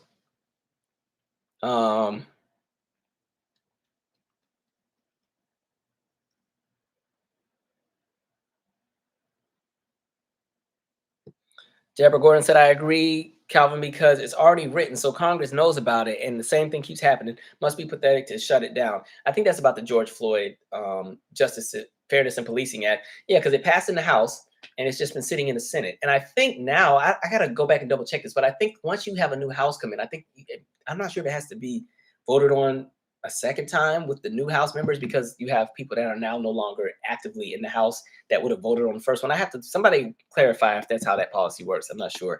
I'll go back and double check and clear that up later. But yeah.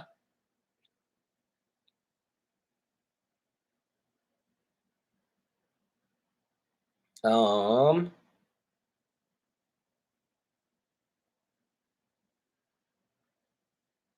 they were even mad when he sang Amazing Grace. Some white folks did not like that. Oh, they were pissed. Pandering. All right.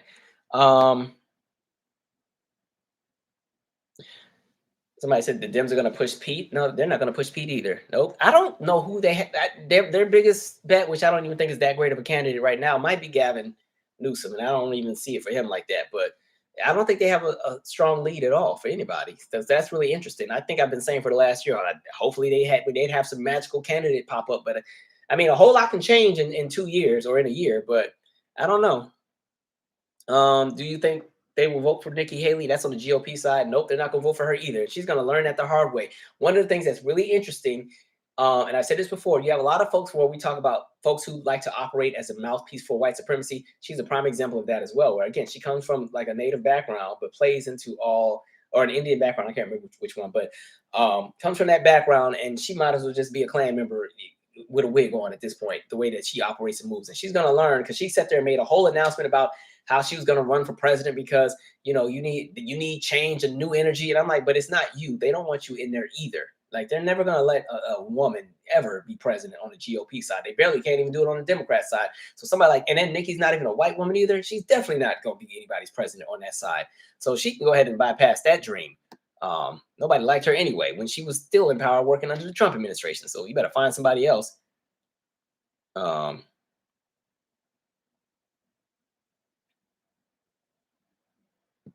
Shaka isn't in the Hall of Fame. I don't think she got in. Every single time she always got bypassed. Let me see. Hall of Fame. I don't think she got in. Maybe she got in. Did she? She got into the Apollo Legends Hall of Fame because, we respect our own. We'll always put our people in. But no, I don't think she got in. She kept getting, just like she kept getting nominated like every other year. They would never get in. I don't remember if they got in or not. Yeah, so we'll see.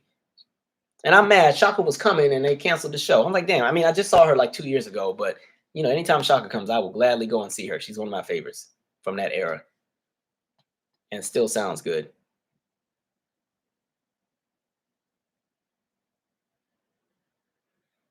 Oh yeah, BET Plus is another one. Look, I'm about to cancel my cable while I'm at it. I'm just wasting money. I don't even be watching nothing but like the news. And I used to watch VH1 Soul, but I changed my cable package, or BET Soul. But I changed my cable package, and now I don't even got music videos no more. So I was like, well, what am I paying for cable for?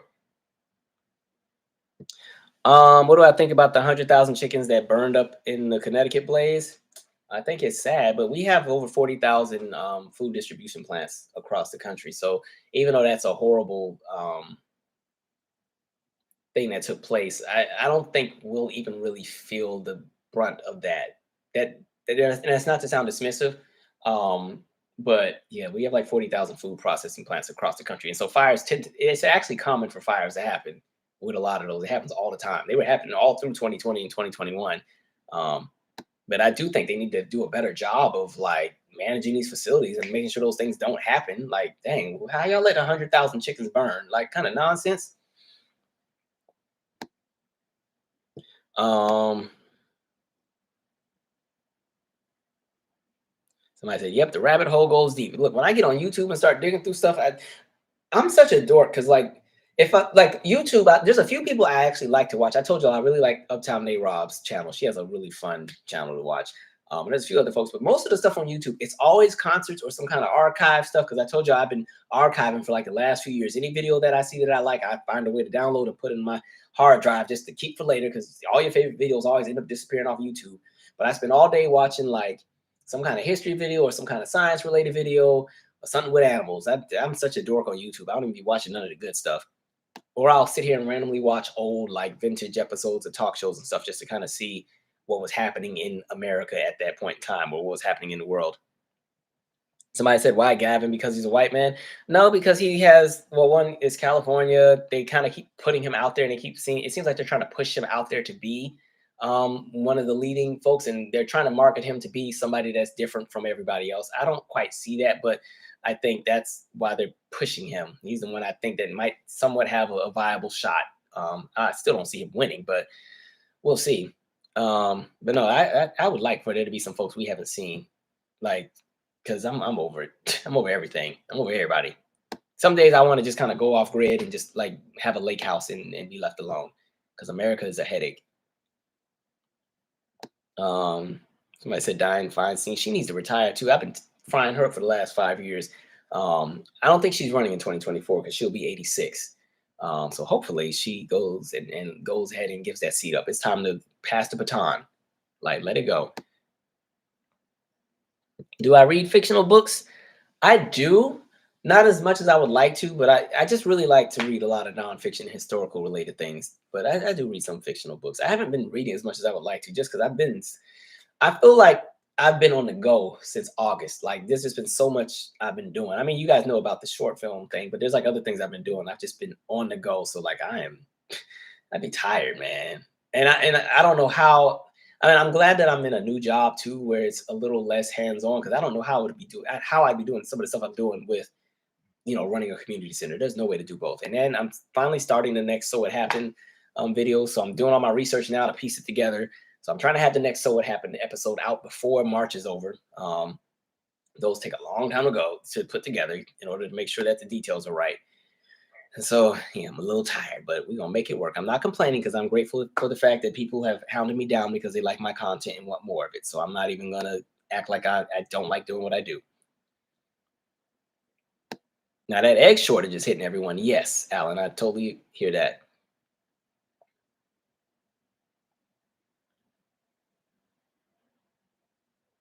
Oh, it's 280,000 chickens. Wow. I'm like, dang, y'all let the whole thing burn? I'm wondering, actually, I'm gonna leave that alone. I forgot YouTube be monitoring me now. I feel like YouTube be watching my stuff. They trying to get me out of here. Yeah, somebody said YouTube TV is really, really good. KO. They said, yeah, my parents replaced their cable with YouTube TV. My mom did the same thing as well. I like the little Pluto TV as well. I mean, it's not full out live TV, but they have some interesting stuff. If you're somebody who likes to watch all them throwbacks like Unsolved Mysteries or Judge Judy all day, that kind of works too. Or like Dateline and all that kind of stuff. I can see them purposely burning down one of them food processing plants so you can hike up prices and everything else. I can see it. I mean, I don't put nothing past the United States. What else? I'm about to wrap here. Trying to see what else I have to share with you guys. I think I shared everything. Oh, I saw the bit too where they were talking about the age requirements for social media and how they think like anybody under the age of 13 shouldn't be on social media. I actually agree. However, I don't think that's anything you could ever really enforce, because everything's too far gone. And now you're more so in a space where you just have to figure out how can you adapt within society while that's already here. It's already here now. You can't like undo it. But I think a lot of folks are hooked. Even I have to catch myself too. Like I know when I wake up, the first thing I do is like reach for my phone. Like my eyes haven't even adjusted to the light, and look, that's why I need glasses now. Trying to see what I done missed. Like, it's terrible. But so if me as an adult is doing that, imagine like kids, especially like TikTok. Like, have you ever like been somewhere in public and you see the person like doing the TikTok dance in the most random place? I'm like, yo, at the gas station, what you doing? All right, and so yeah, social media is everywhere. But now the guy was saying like, yeah, our brains aren't really fully developed until we're practically 25 years old, and so imagine how different people are going to maneuver when they spent their whole life in front of a screen connected to folks. And then they were saying another thing where like a lot of people who spend a lot of time on social media also sometimes tend to be a little bit lonelier because they're constantly engaging with people on this online platform, but then socially they might be socially awkward, or the social skills aren't there, or they're not comfortable being around people, but they're comfortable being on screen all day, or comfortable talking to folks that way. So there's all these different things, and people like building or basing their self-esteem on what's on social media. And then of course there's the bad side of social media where I don't know, you put something out there and then you catch smoke, or you go viral for something silly you did, or and now you 200,000 people are frying you up every 5 minutes about something. So yeah, social media, I've always said, is the best and worst thing to ever happen to society. The best in regards to being able to have more of us connect globally, which is really cool. You can talk to some random person from, I don't know, New Zealand, and if I want, like right now, if you wanted to. All of that's dope. I think social media has really helped to revive the careers of a lot of entertainers in music, because it helped to reintroduce different sounds. I wrote it in my notes, but I was going to talk about that in the Mariah Carey So It Happened, but how there was a time period where, because music was distributed mainly through all mainstream media and radio, once the powers that be said you were no longer relevant, you were no longer relevant because your stuff was no longer getting exposure. Today with social media, radio and all these different places can write you off. But if people are making their own movements, so like I was just reading on Mariah Carey's "It's a Wrap" off of the Memoirs album, which I don't even think was a single, is slated to possibly appear on the Billboard Hot 100 this week, and that's because of a TikTok challenge. So you know what I mean? Like, so things like that, I think, make the good aspects of social media, where people get exposed to new content or new information. People like to use social media to teach or do how-tos. I've learned so much from YouTube. I learned how to pretty much fix everything on my car from YouTube. I used to cut my brother's hair when I lived at home for that 1 year. I learned how to cut hair from YouTube. I don't really cut mine because I got a whole head full of hair. Yeah, I don't learn a whole. Even when I built my recording studio, like, it wasn't no instructions on a recording studio. I was up YouTube University all day. So like, you learn a whole lot from social media, but I think there's definitely some downsides to it. Definitely some downsides. We're in a space too where there's almost kind of like that herd mentality sometimes, where if something happens, people sometimes are afraid. There's this theory called the spiral of silence theory. Who's it by? It's called the spiral of silence theory. Who's it by? Silence. Whose theory was this? Oh, so y'all not gonna tell me who the person was? I'm trying to give credit where credit is due. Okay, Azel Noel Newman, right? And the spiral of silence theory is pretty much where, like, it's just an entire, I don't know, if you're in a room with 100 people, right?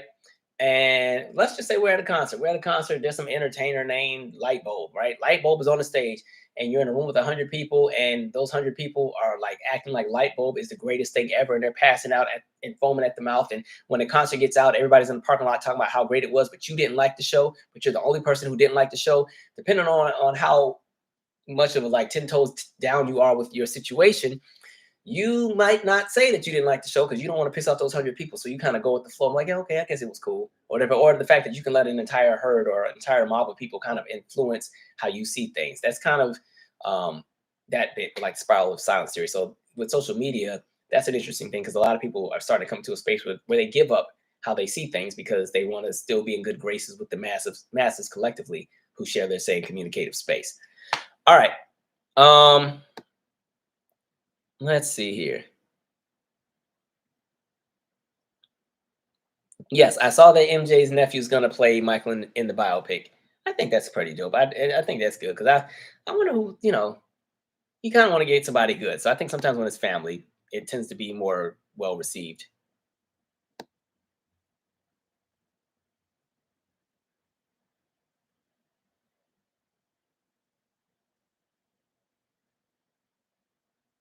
Yes, solo artistry has grown a lot. I totally agree.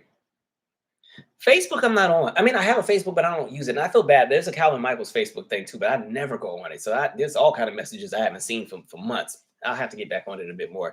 Yeah, Facebook. I haven't really been on Facebook since like 2015. I have one. It's there to kind of just keep up with folks, but Facebook is another planet. Like, my preferred thing is Twitter. I love Twitter. Twitter, I can act a fool on there. Twitter, I can, all the things I laugh at, I find on Twitter. Instagram is all right. I'm trying to use it more, mainly just for branding purposes, especially when I have projects and stuff coming out. A lot of these things, people are looking at your social media, so now you got to start building it. Yay, so much fun.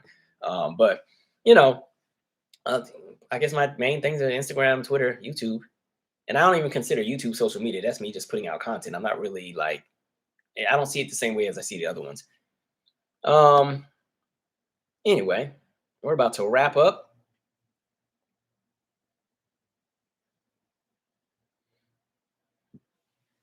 I said they deleted their Facebook last week. Literally. Not in the heat of the night. Oh Lord.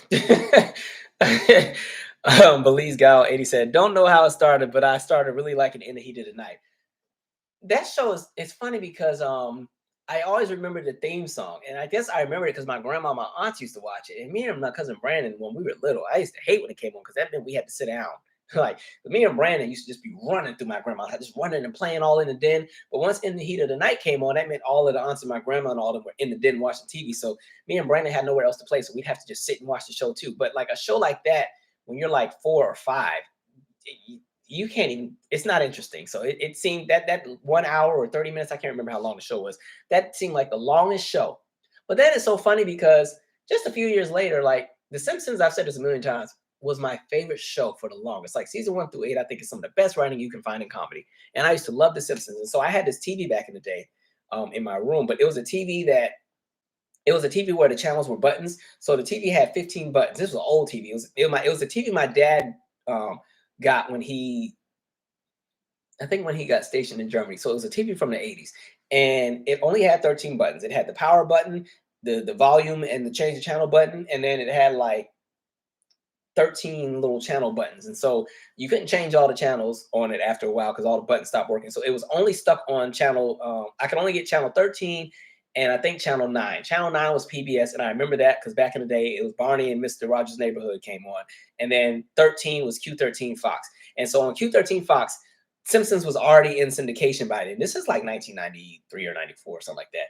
But The Simpsons was already in syndication, and it came on every night at, was that 5 o'clock? It was either 5 or 7 p.m. But before The Simpsons came on, MASH came on. And so the thing was, I could never reach my TV because it was on the top of the big dresser. So my dad would come and turn the TV on, and he, which channel you watching? PBS or the other one? So I put it on usually Fox because that's when they still had like Fox Kids and stuff too. But anyway, he would put it on the TV. It was too high for me to change the channel. And so I knew Simpsons would be coming on at either 5 or 7. So I would sit through the whole MASH episode to get to The Simpsons.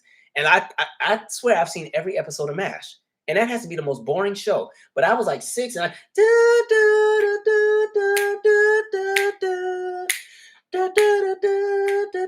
and I used to sit and watch every episode just because I knew The Simpsons were coming after it. So I used to get mad sometimes because I would have made it through the MASH episode. And they'd be like, Michael, come downstairs, it's dinner. I'm like, dinner?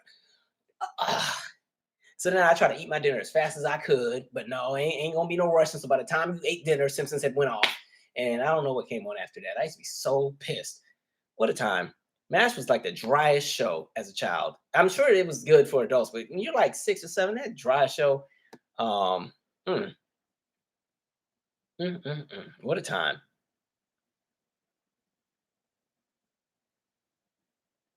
That was like my aunts and we used to watch the stories too. Young and the Restless. I still remember the music. I forgot how, but remember it was the same thing Mary used in No More Drama. I remember them pianos, and I remember the white screen with the red writing, and then the couples would stand and appear. I was like, all right, long shows. Yeah, they said Simpsons have been airing for way too long. At this point, it's a shell of its old show because none of the original writers are even there anymore. It's just like not. I don't know. Andrew Mack said, "Why so many buttons?" It was because like it was like a TV that was about maybe this big, and then the section here was all the buttons. And I don't know. Maybe it's because there wasn't a remote with it. I don't think it had a remote. You just had to hit it. That's why I couldn't change the channel. You just had to hit it. Like the sides were wood. Like the sides were wood. Like it was like a wood. I wish I could think of the name and the model of the TV. I would have told y'all what it was. That TV lasted for a long time. It finally died on me when I was about 11 or 12. It just didn't turn on one day. I wasn't allowed to watch The Simpsons in the early 90s because my parents deemed Bart as disrespectful. It's so funny. My parents were like church parents, and they were kind of strict with the music. Like they didn't want me watching like certain music videos I couldn't watch. So when Patrick came up, would pull up to the bumper, she remade the Grace Jones song. Anytime that came on TV, my dad changed it right now. You are not watching that. Or if Madonna's Human Nature was on TV, he would change. Well, he just changed the channel right away. No, we're not watching that. What else? Rump Shaker, if that came on, that couldn't be, and I couldn't do concerts. But then when it came to TV, they literally let you watch anything. And we always watch stuff as a family. Like I remember we watched Purple Rain as a family, the whole thing, everything. You remember Purple Rain? There's that scene where Prince has like the sex scene with the girl. He's putting the hand all down. Like I'm like 7, just watching just watching and everything. Like when it came to TV, we watched everything together. Like we watched Set It Off as a family, which I don't think is a movie an 8-year-old should be watching, but I was right in there watching. I'm in a bind, Nate. Like, so it was weird what they would choose to like let you watch or consume. So that's why when they told me I couldn't go to like the TLC concert, I'm like, why? Y'all acting like they out there stripping on poles or something. They in baggy jeans. They ain't even about to be doing nothing. Like, all right. Let's see. Oh, now I'm naming all these shows. Somebody said they miss UPN. UPN was funny when I was a kid. All those UPN shows on Mondays. Was that Monday or Thursday? I think it was Monday, like the Parkers and Moesha and all that.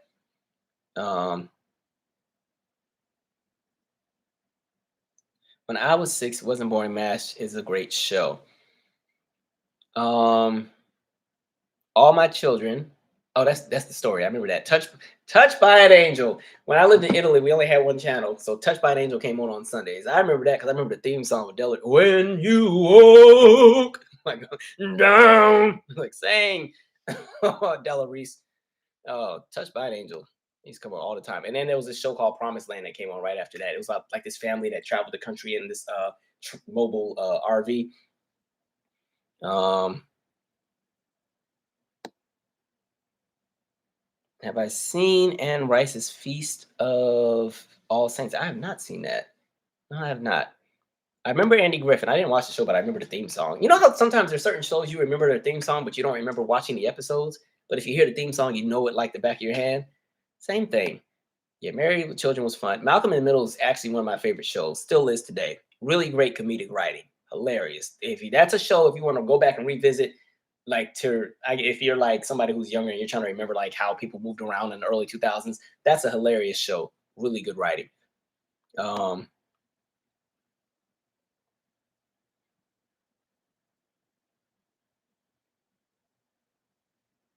Dang it. Oh, now my chat is jumping. Sorry. I just was looking. Oh well.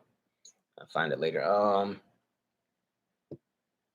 said Young and Restless. I never saw Matlock, but I knew the title. Sanford and Son, I just now have an appreciation for as an adult. It's actually really hilarious as well. I always remember the theme song though.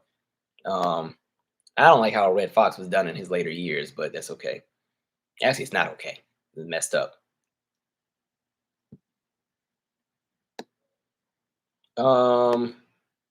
Not y'all talking about BET Uncut. I was asleep. I couldn't hang late if I wanted to back in the day. I was really a kid that went to sleep at like 11 o'clock every night.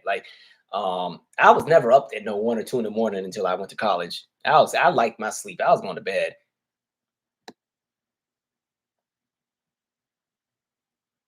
I have not seen The Big Payback on PBS yet.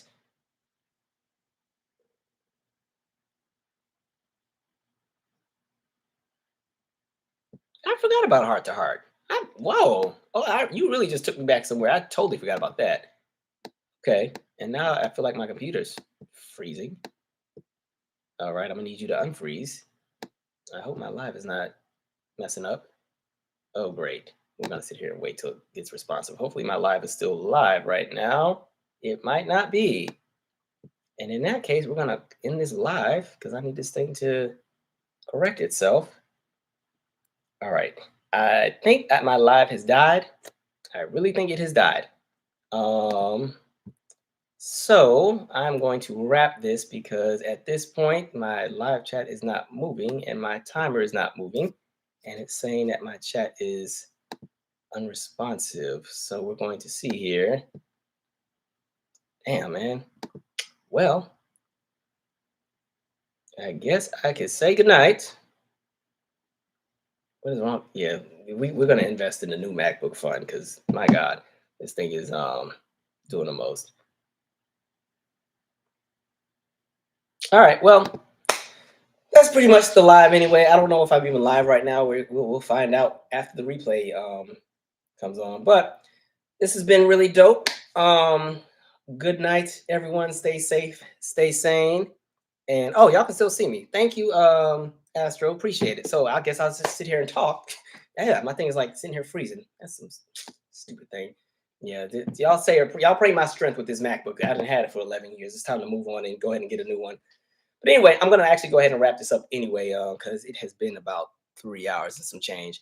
So stay sane. I have some content coming for you guys. I'm gonna upload a new episode, or it's not a new episode, it's an older episode, but it'd be a new episode for the YouTube channel. I'm gonna upload the church choir episode of the Comedically Hard-Headed podcast on the YouTube channel. And like I said before, there's 2 new episodes on the streaming platforms. Both of them are about my work with children, and they will end up on YouTube later down the line after they have their initial run with, the platforms that they're on. And so those are available on all the different streaming sites: Spotify, Apple, iHeart, Google Play, Stitcher, Buzzsprout, SoundCloud, all that kind of stuff. And so there's that. As far as the Pullover So I Can Hit You short film, it's still in post-production. We have some new details coming in regards to some of the incentives that we have for people who had donated to the fundraiser. So I'll give you guys some details about that. I'll also be announcing the nominations for the book club selection in the next few days. So I'll let you guys vote on what book you guys want to do next. And then we'll go ahead and schedule the next book club sessions.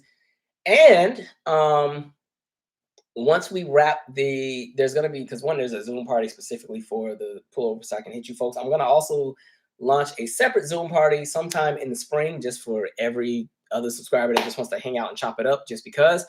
And so we'll be doing all of that. All right.